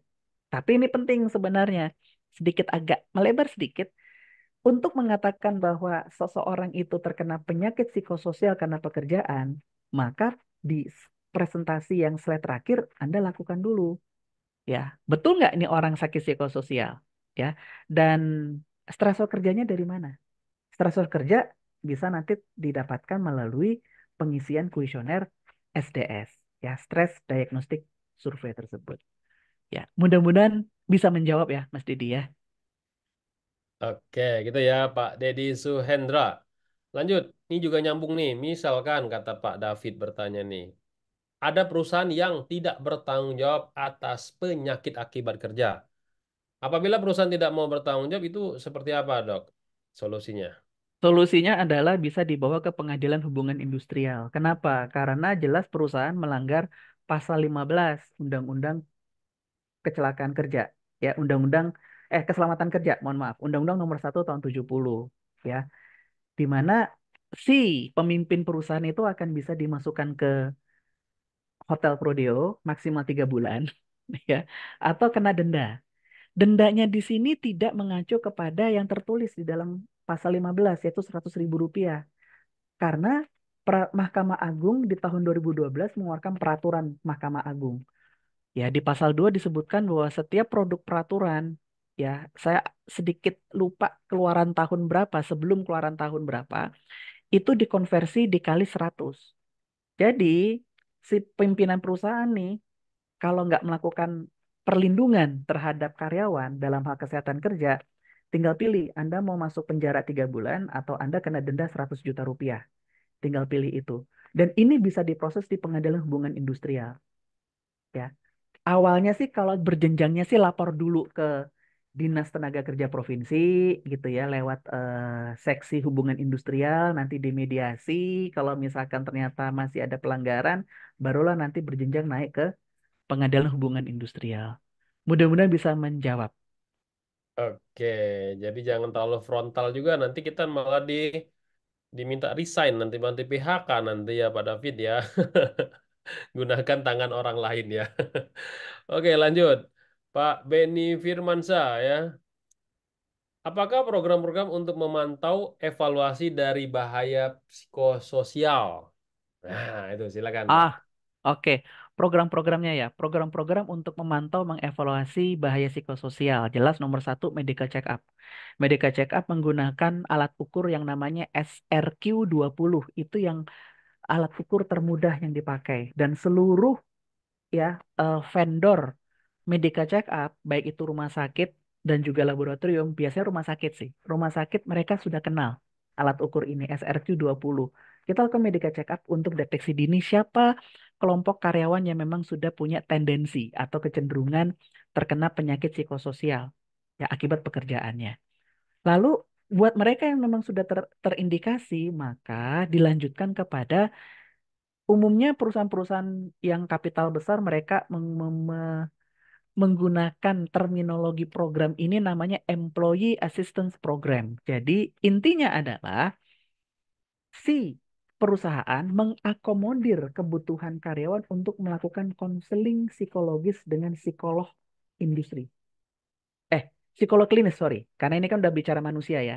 Begitu. Nanti berhubungan dengan psikolog klinis untuk nanti untuk mereka diajar oleh psikolog klinis untuk bagaimana mereka bisa mengelola pertahanan mental mereka terhadap stresor kerjanya. Begitu. Nah, itu untuk yang manusianya. Dalam hal bicara evaluasi dan pemantauan, maka jelas teman-teman industrial hygienist melakukan pengukuran stresor kerja dengan menggunakan yang paling mudah adalah Stress Diagnostic Survey tadi, SDS. Dari hasil SDS tersebutlah, SDS diberikan kepada karyawan, kelompok karyawan yang sudah ada kecenderungan tadi, berdasarkan hasil medical check up. Ketika hasil ini sudah ada pengukuran tersebut, maka ya perusahaan harus melakukan kolaborasi dengan para konsultan-konsultan khusus. Dalam hal ini bicara industrial psychology. Ya, ada sudah tahun ini sudah cukup banyak lulusan psikolog industri. Ya, sudah cukup banyak. Dulu masih sedikit, sekarang sudah lebih banyak yang akan membantu perusahaan dalam hal bagaimana nih mengelola, mengatur sistem manajemen, mengatur kultur perusahaan, ya, kultur perusahaan supaya kehadiran perusahaan dengan sistem kerjanya itu tidak membebani faktor psikologis dari para pekerja tersebut, ya. Jadi untuk pekerjanya kita ada program advokasi ataupun program akomodasi, ya, yang perusahaan kita lakukan peningkatan sistem manajemen dengan bantuan dari industrial psychologist ini. Mudah-mudahan bisa menjawab ya, Pak Beni ya. Oke, ini masih ngelanjut nih, kata Pak Beni. Kalau misalkan untuk kesehatan mental, katanya kan kuesionernya udah banyak nih. Nah, kuesioner untuk identifikasi kesehatan mental di perusahaan manufacturing itu seperti apa, Dok? Bentuknya secara umum aja. Secara umum tetap sama. Ya, SRQ-20 itu yang kita pakai.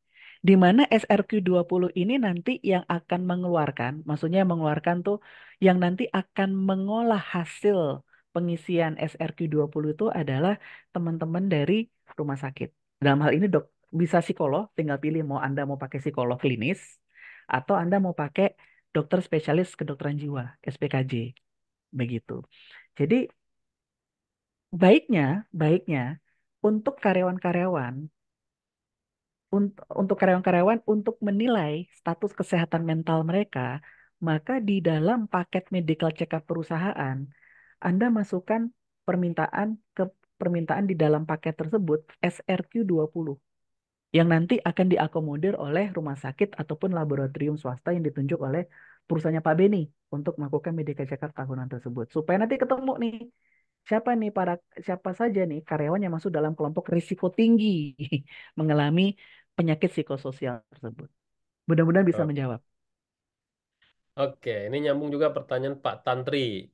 Bu Tantri ini katanya menanyakan pemeriksaan kesehatan untuk karyawan di perkantoran. Kira-kira apa saja tuh pemeriksaannya supaya nggak boncos ini, Dok? Karena banyak sekali yang mengeluh pemeriksaan kesehatan tuh boncos katanya nih. Silakan, Dok. Nah, kalau untuk paket medical check up-nya memang harus dilihat dari hasil health risk assessment-nya, Bu, gitu. Memang untuk pekerja kantoran, Pekerja kantoran itu mereka akan lebih dominan terkena bahaya kesehatannya itu adalah bahaya kesehatan fisik, bukan fisik sih, sorry, kimia. Fisik itu adalah penerangan, ya. Yang kedua adalah kimia. Kimia itu dari volatile organic compound, yang itu nanti dibuktikan lewat pengukuran kualitas udara ruangan atau indoor air quality measurement, ya. Dan yang ketiga adalah psikososial, ya. Dan yang keempat, mohon maaf, ergonomi. Ergonomi bicara Anda duduk seperti seperti kita sekarang ini duduk lama ya di depan layar komputer. Maka perlu untuk melakukan yang namanya pemeriksaan muskuloskeletal lengkap. Begitu ya. Untuk psikososial kita gunakan SRQ-20. Untuk volatile organic compound, Anda sesuaikan dulu ya, bahan kimia apa yang dominan didapatkan dari hasil pengukuran kualitas udara dalam ruangan atau indoor air quality measurement tersebut. Ya, untuk penerangan Anda melakukan pengukuran ketajaman penglihatan. Jelas, ya. Apakah pemeriksaan seperti fungsi ginjal, fungsi hati gitu ya, profil lemak, gula darah, seterusnya dan sebagainya dan lain-lain, apakah itu wajib dilakukan? Kembali lagi kepada faktor bahaya di tempat kantornya ibu. Apakah memang ada nih bahan kimia berbahaya yang bisa bikin kerusakan pankreas yang menimbulkan diabetes sehingga harus melakukan pemeriksaan gula darah gitu. Nah, ini penting sekali. Penting sekali untuk di assess. Nah, disinilah kehadiran teman-teman industrial hygienist untuk mengakses tersebut.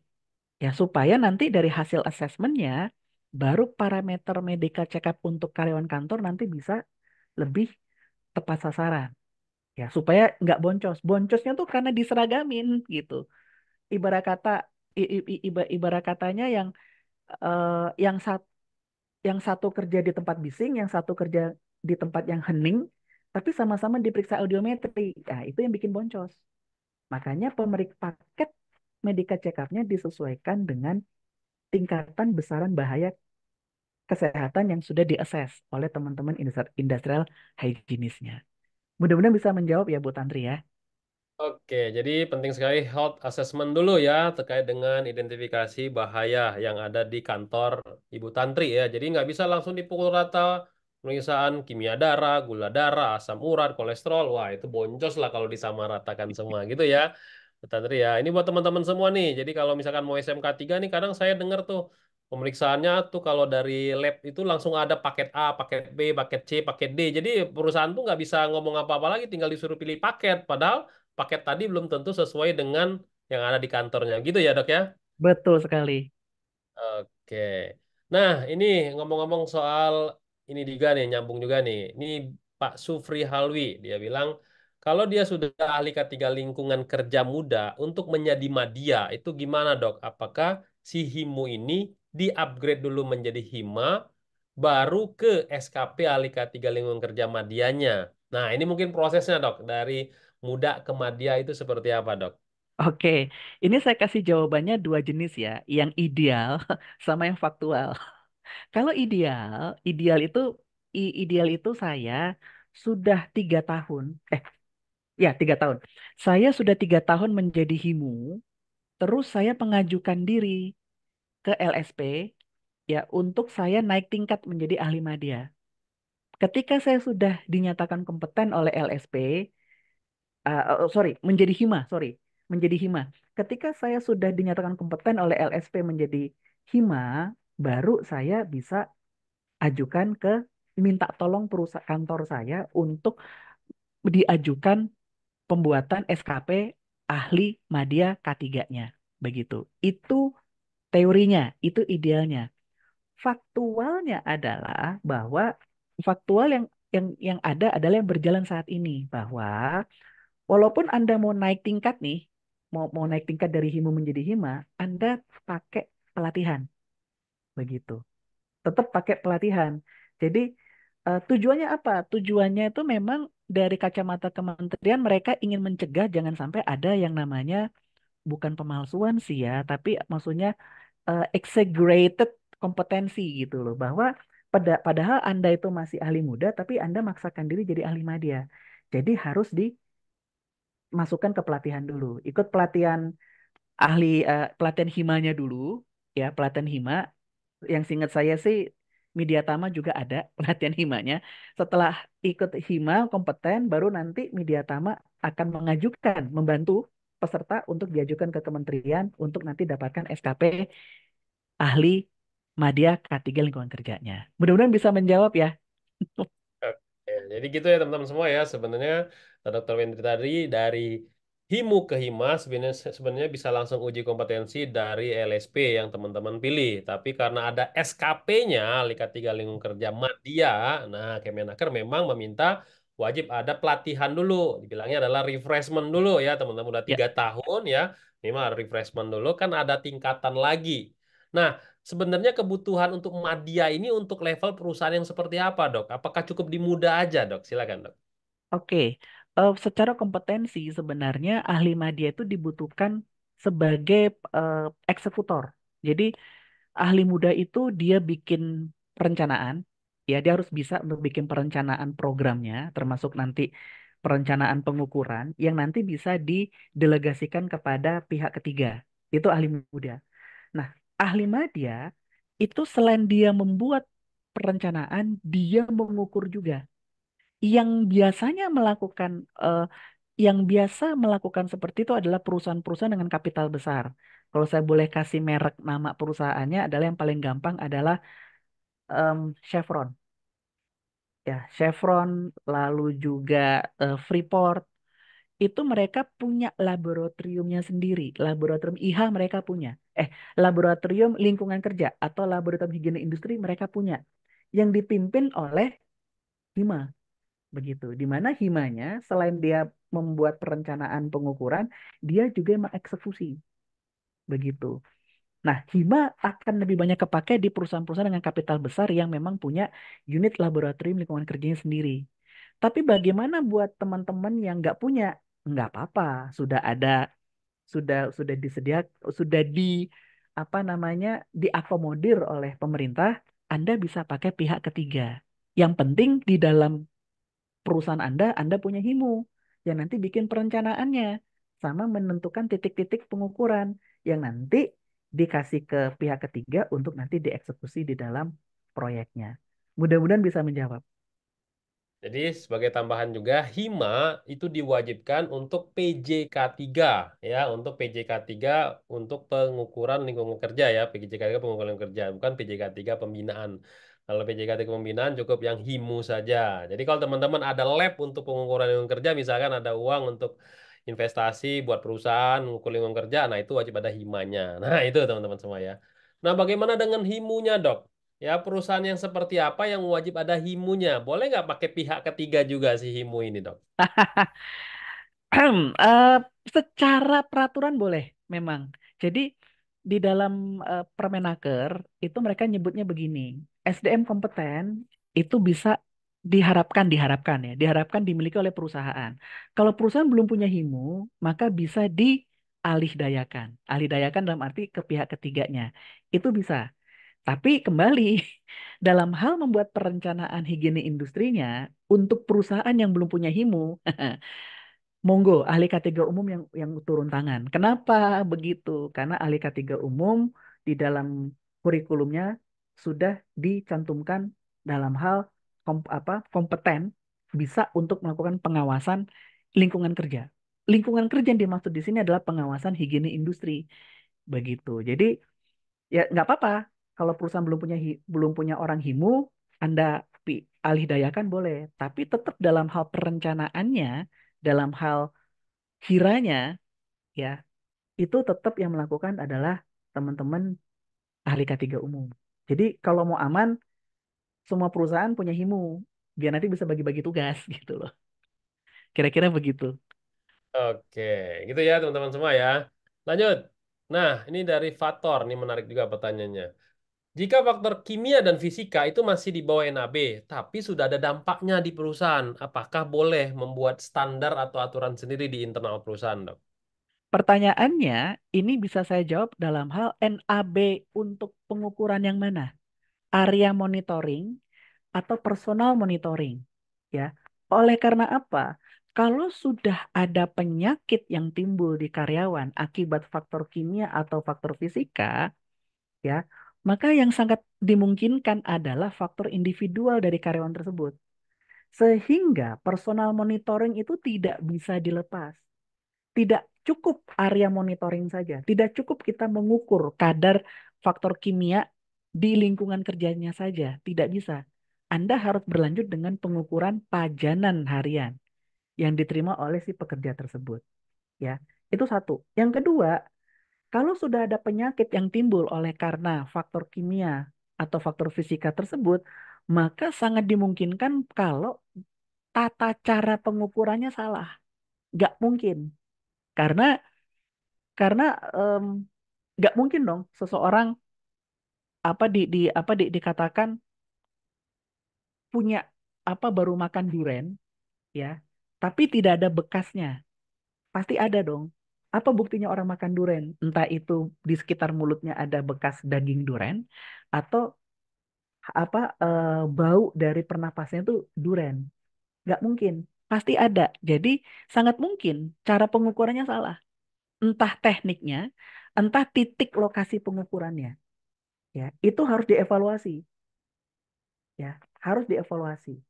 Jadi yang harus dilakukan adalah perbaikan lagi, perbaikan terhadap tekniknya. Apakah membuat standar aturan sendiri? Pada dasarnya ini nanti nanti benturannya nanti dari sisi proses auditnya. Nanti akan dipertanyakan kenapa Anda bikin standar sendiri yang di mana pemerintah sudah membuat standar, bahkan dunia internasional sudah punya standar. Begitu. Di mana ini sudah dilakukan diperbarui setiap tahun. Jadi saran saya adalah coba dicek lagi. Mungkin saja pengukurannya salah. Entah metode ukur, entah alat ukur, atau nilai referensinya yang salah. Ya, karena nggak mungkin kalau sudah timbul penyakit akibat faktor tersebut, tapi hasilnya normal. Ya, mudah-mudahan bisa menjawab. Oke, saya setuju ya teman-teman semua ya. Bisa jadi pengambilan samplingnya, metodenya yang salah ya. Masa di perusahaannya nilainya masih di bawah ambang batas, tapi sudah ada dampak bagi si pekerjanya kan lucu gitu ya. Oke, silakan dicek dulu, cek ulang lagi ya Pak Fato Rozi ya. Oke, lanjut lagi Pak Hasbi ini juga menarik nih. Katanya gini, umumnya pegawai memiliki penggangguan kesehatan yang berhubungan dengan pekerjaannya, tapi juga sering memiliki riwayat kesehatan yang memicu penyakit tersebut. Contoh misalkan Ya. operator manual handling punya riwayat KLN kemudian menderita HNP katanya. Perokok berat di lingkungan berdebu kemudian terkena gangguan paru katanya. Pekerja dengan gangguan psikis juga punya riwayat trauma psikososial waktu masa kecil. Nah, apakah yang kayak gini itu masuk juga ini kategori PAK, Dok, bawaan dari ini? Dengan tegas saya jawab tidak. Ya, itu yang kita sebut namanya work related illness. Jadi, seseorang sudah punya dasar kesehatan tuh yang tadi disebut sama Pak Hasbi. Sudah punya penyakit penyerta, tapi diterima oleh perusahaan untuk bekerja di area kerja atau jabatan kerja yang justru akan memperberat kondisi penyakit yang sudah dimiliki. Yang seperti ini salah perusahaan. Karena perusahaan menempatkan karyawan di tempat yang berbahaya bagi karyawan tersebut. Ya, bukan penyakit akibat kerja, tapi namanya penyakit akibat hubungan kerja. PAHK. Dan jam sostek tidak menanggung itu. Jadi hati-hati. Disinilah pentingnya medical check up pre-employment. Pre-employment medical check up ditujukan untuk mengetahui derajat kerentanan, derajat penyakit penyerta yang dimiliki oleh calon karyawan saat kita mau terima dia di jabatan kerja spesifik atau area kerja spesifik. Karena nanti risiko perusahaan ketika menerima calon karyawan yang sudah punya penyakit penyerta dan ditempatkan di area kerja atau jabatan kerja yang dapat memperburuk kondisi penyakitnya, maka perusahaan sudah melakukan pelanggaran berat dari Undang-Undang Nomor 1 Tahun 70. Apa itu?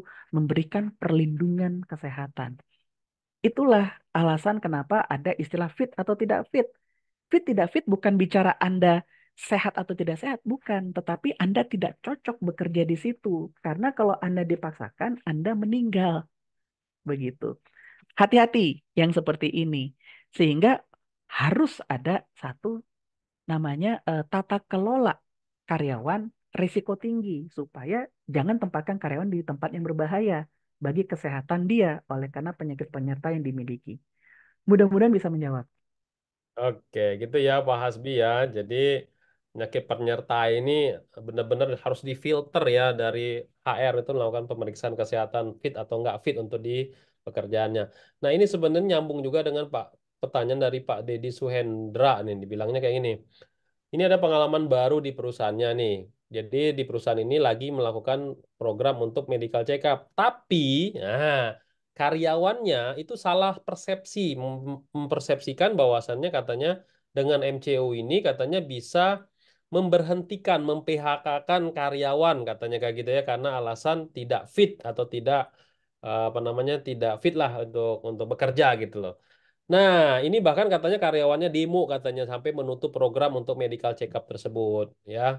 Dengan alasan nanti ujung-ujungnya setelah MCU banyak PHK karena dianggap tidak fit. Nah, ini solusinya gimana nih untuk mensosialisasikan pekerja-pekerja yang masih berpikiran seperti ini, Dok? Silakan, Dok.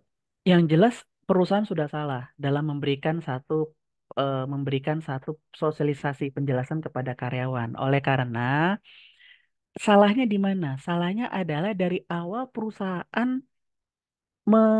menetapkan standar kesimpulan final dari medical check-up tahunan itu dengan kata fit atau tidak fit. Itu saja sudah salah. Kenapa begitu? Ketika karyawan sudah bekerja, sudah diterima dan bekerja di perusahaan tersebut, maka bukan bicara fit atau tidak fit. Karena kan karyawan diterima dinyatakan sehat, tanda kutip. Begitu kan? Dia ditempatkan di jabatan kerja tertentu, di area kerja tertentu. Selama 1 tahun, dia pasti sudah terekspos dengan 5 kelompok bahaya tadi. Ya, fisik, kimia, biologi, ergonomi, psikososial tadi. Sehingga sangat mungkin dia sudah ada tanda-tanda sakit. Nah, tujuan dari Medika Check-up tahunan adalah mendeteksi dini siapa karyawan yang sudah ada sakit, namun belum bergejala. Begitu. Untuk nanti di, diarahkan oleh perusahaan untuk Anda kan udah ada hasil nih, sudah ada tanda-tanda sakit, obatin dong. Begitu. Pakai jam sosteknya atau pakai asuransi kesehatannya. Begitu. Nah, perusahaan, jadi sehingga kesimpulan yang harus dipakai untuk Medika Check-up tahunan bukanlah fit unfit, tapi sehat atau sakit gitu. Ada yang sehat, ada yang sakit. Yang sakit diobati. Dan itu sudah masuk di dalam ranah peraturan perundangan juga bahwa setiap karyawan yang mengalami gangguan kesehatan akibat pekerjaannya wajib biaya pengobatan perawatan wajib ditanggung oleh perusahaan. Ini perusahaan udah salah dari awal gitu. Ya, sehingga menimbulkan satu huru-hara. Nah, gimana caranya supaya karyawannya bisa mengerti? Saran saya adalah dua. Satu, Anda libatkan disnaker ya untuk nanti disnaker memberikan satu pengarahan sosialisasi kepada para karyawan dalam hal ini kepada serikat buruh sebagai perwakilan dari karyawan tersebut. Atau Anda butuh butuh orang eksternal. Eksternal yang memang tidak ada konflik kepentingan dengan perusahaan. Karyawan ataupun serikat buruh, mereka akan lebih mendengar dua orang ini. Baik itu dari pemerintah, dalam ini adalah di Senaker provinsi, lebih baik, atau dari praktisi luar, untuk memberikan penjelasan, untuk memberikan edukasi dulu kepada karyawan. Tapi sebelum masuk kepada karyawan, perusahaannya dicuci otak dulu.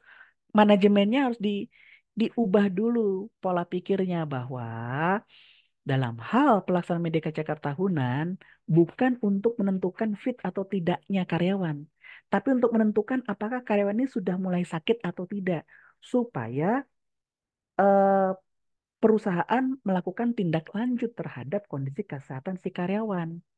Ya, sudah pakai dengan menggunakan kata MCU sebagai syarat perpanjangan kontrak itu sudah salah, karena itu sudah melanggar Undang-Undang Hak Asasi Manusia.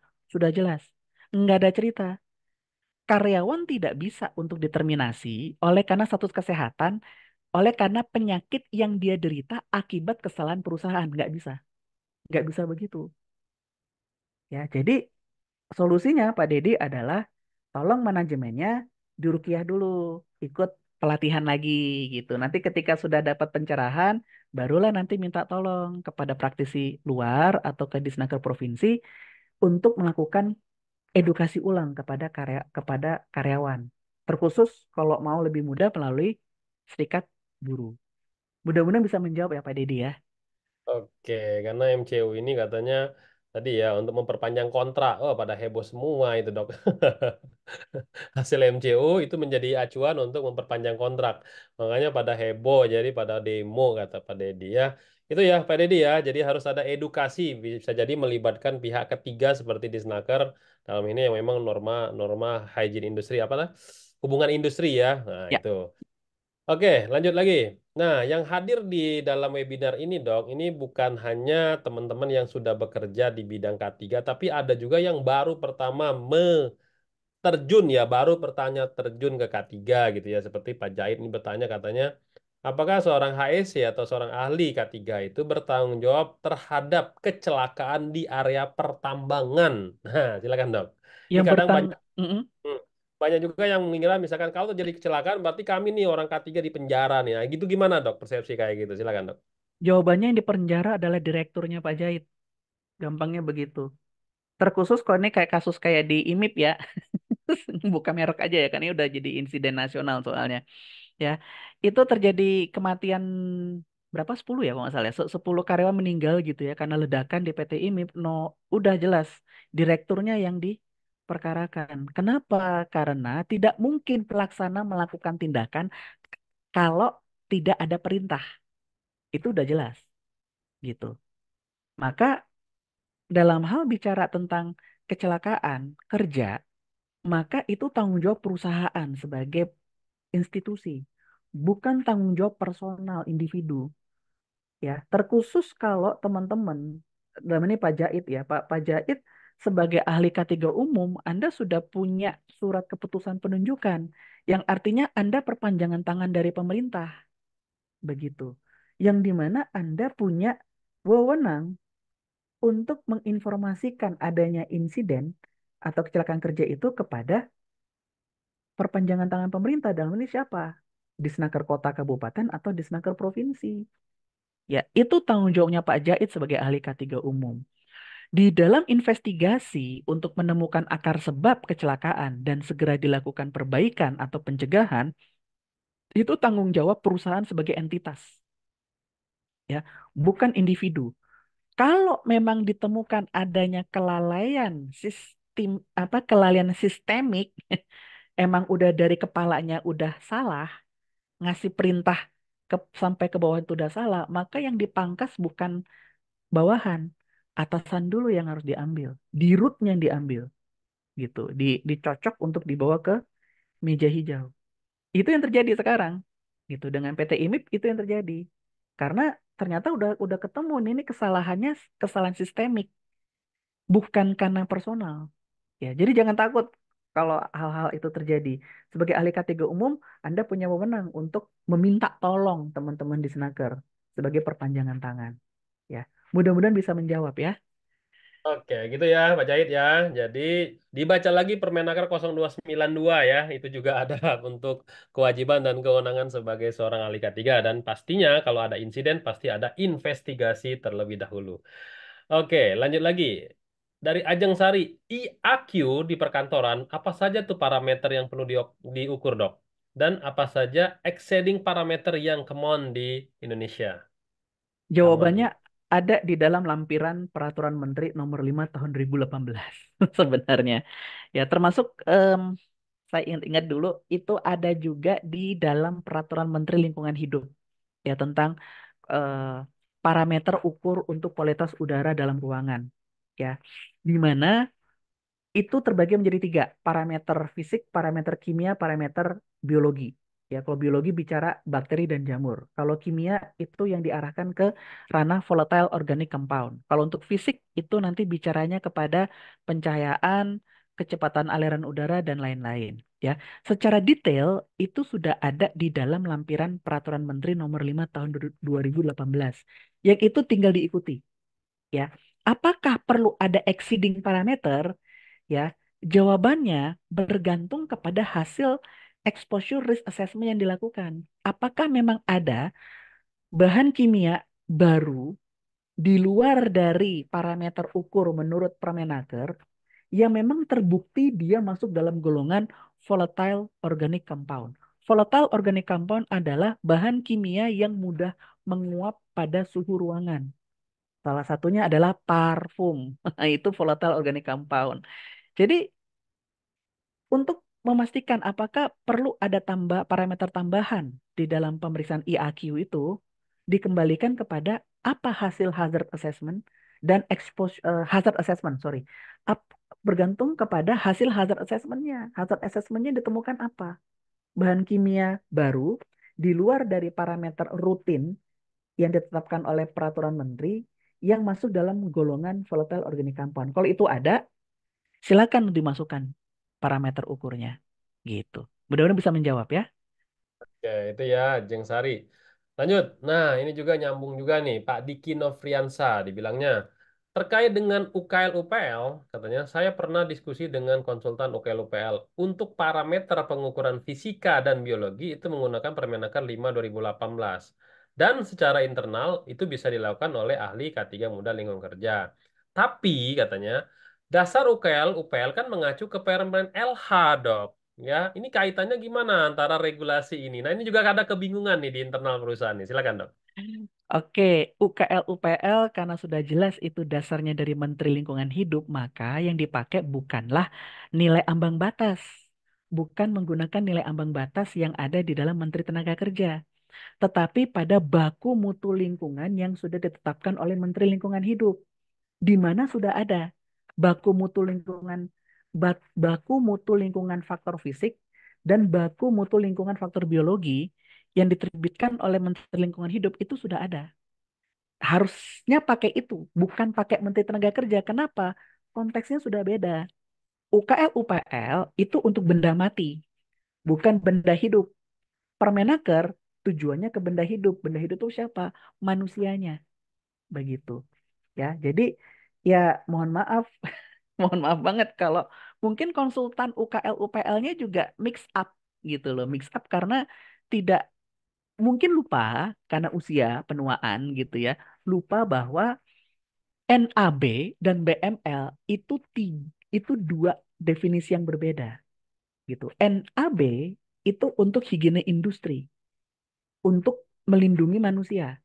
BML ya itu lingkungan hidup untuk melindungi lingkungan, melindungi flora dan fauna begitu.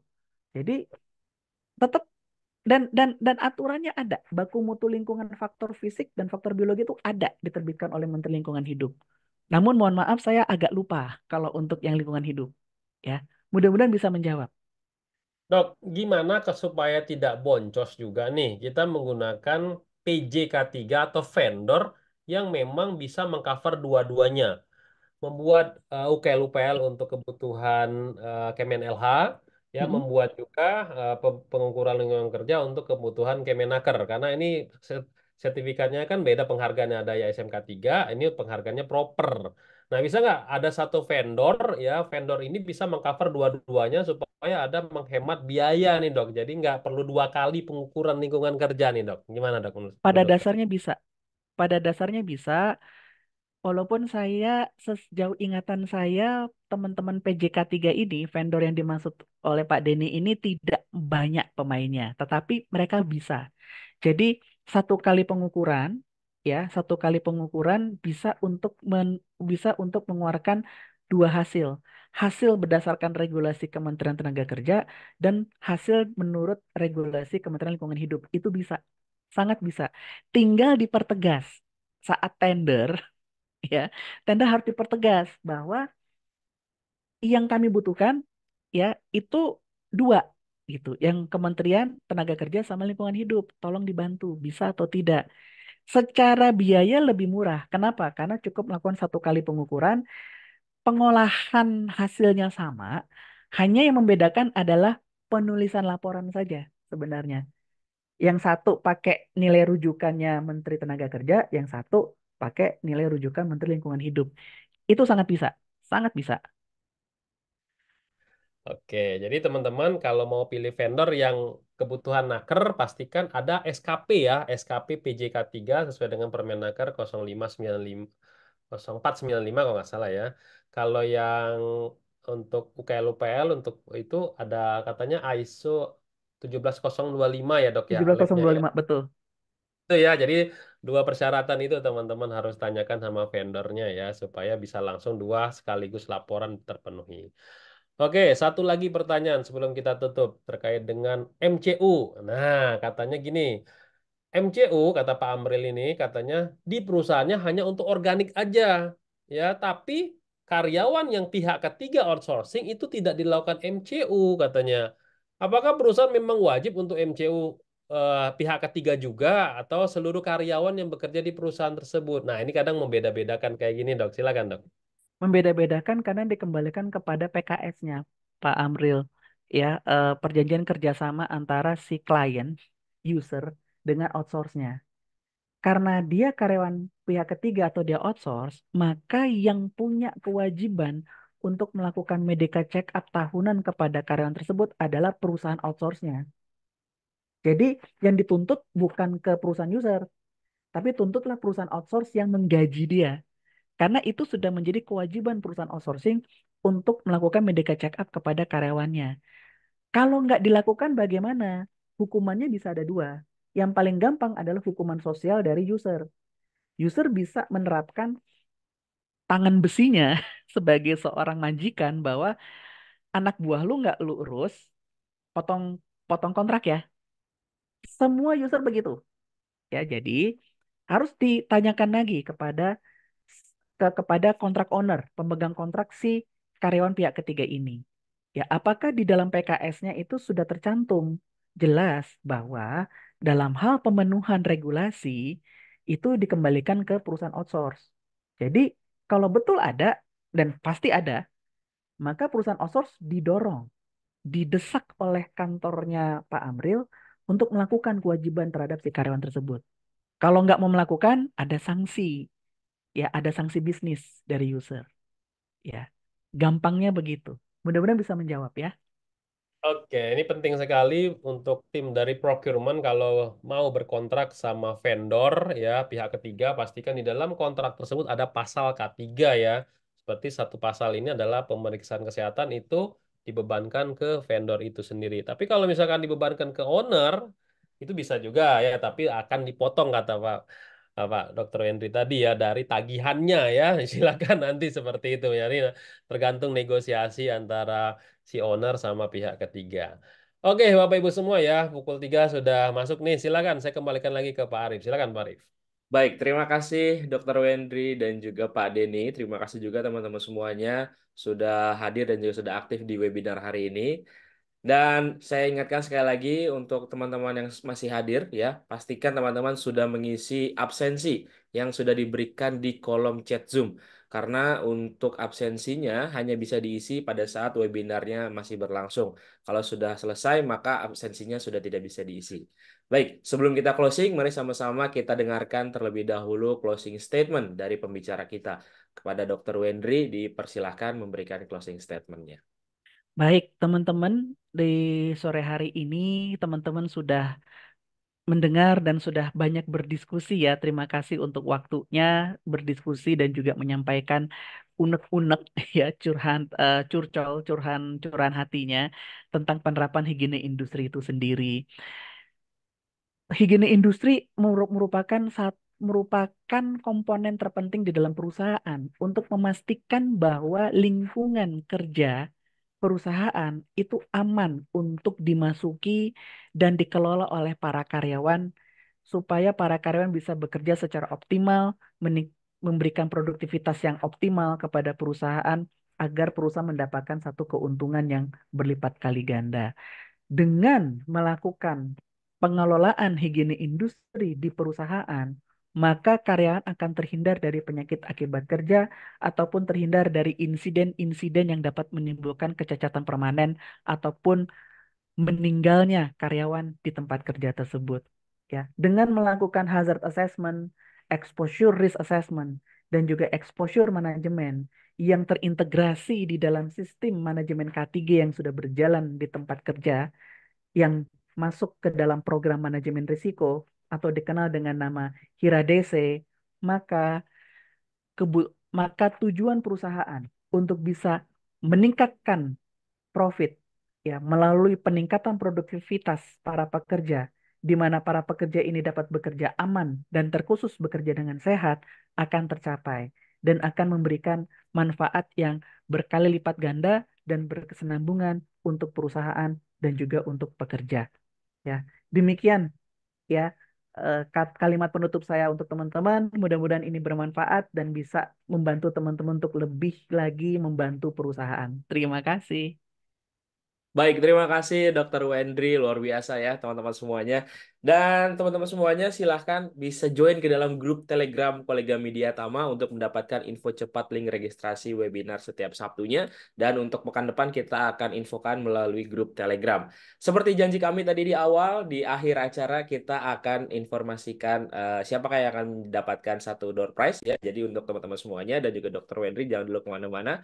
Kami akan memberikan atau kita putarkan terlebih dahulu siapakah yang akan mendapatkan door prize dari Mediatama, yaitu buku regulasi Undang-Undang K3 persembahan dari Mediatama Academy. Dan untuk ongkos kirim ditanggung pemenang. Kalau misalkan namanya muncul, silakan klik raise hand. Ya, kita putarkan.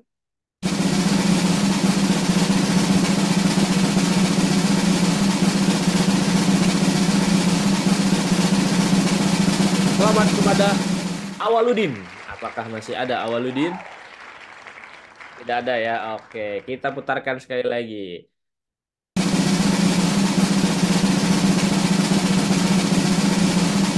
Ada langsung boleh. Selamat kepada Hendra Ariwibawa. Tidak ada.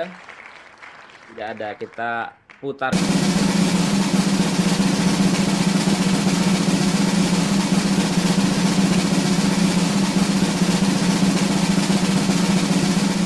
Aditya Riyadi Firmansyah. Ada. Oke, ada. Selamat kepada Aditya Riyadi Firmansyah mendapatkan satu buah door prize persembahan dari Mediatama Academy berupa buku regulasi Undang-Undang K3. Baik. Terima kasih teman-teman semuanya. Terima kasih Dokter Wendri, Pak Denny. Terima kasih. Mudah-mudahan apa yang disampaikan Dokter Wendri bisa kita terapkan di pekerjaan kita ya dan bisa menjadikan referensi untuk kita semuanya.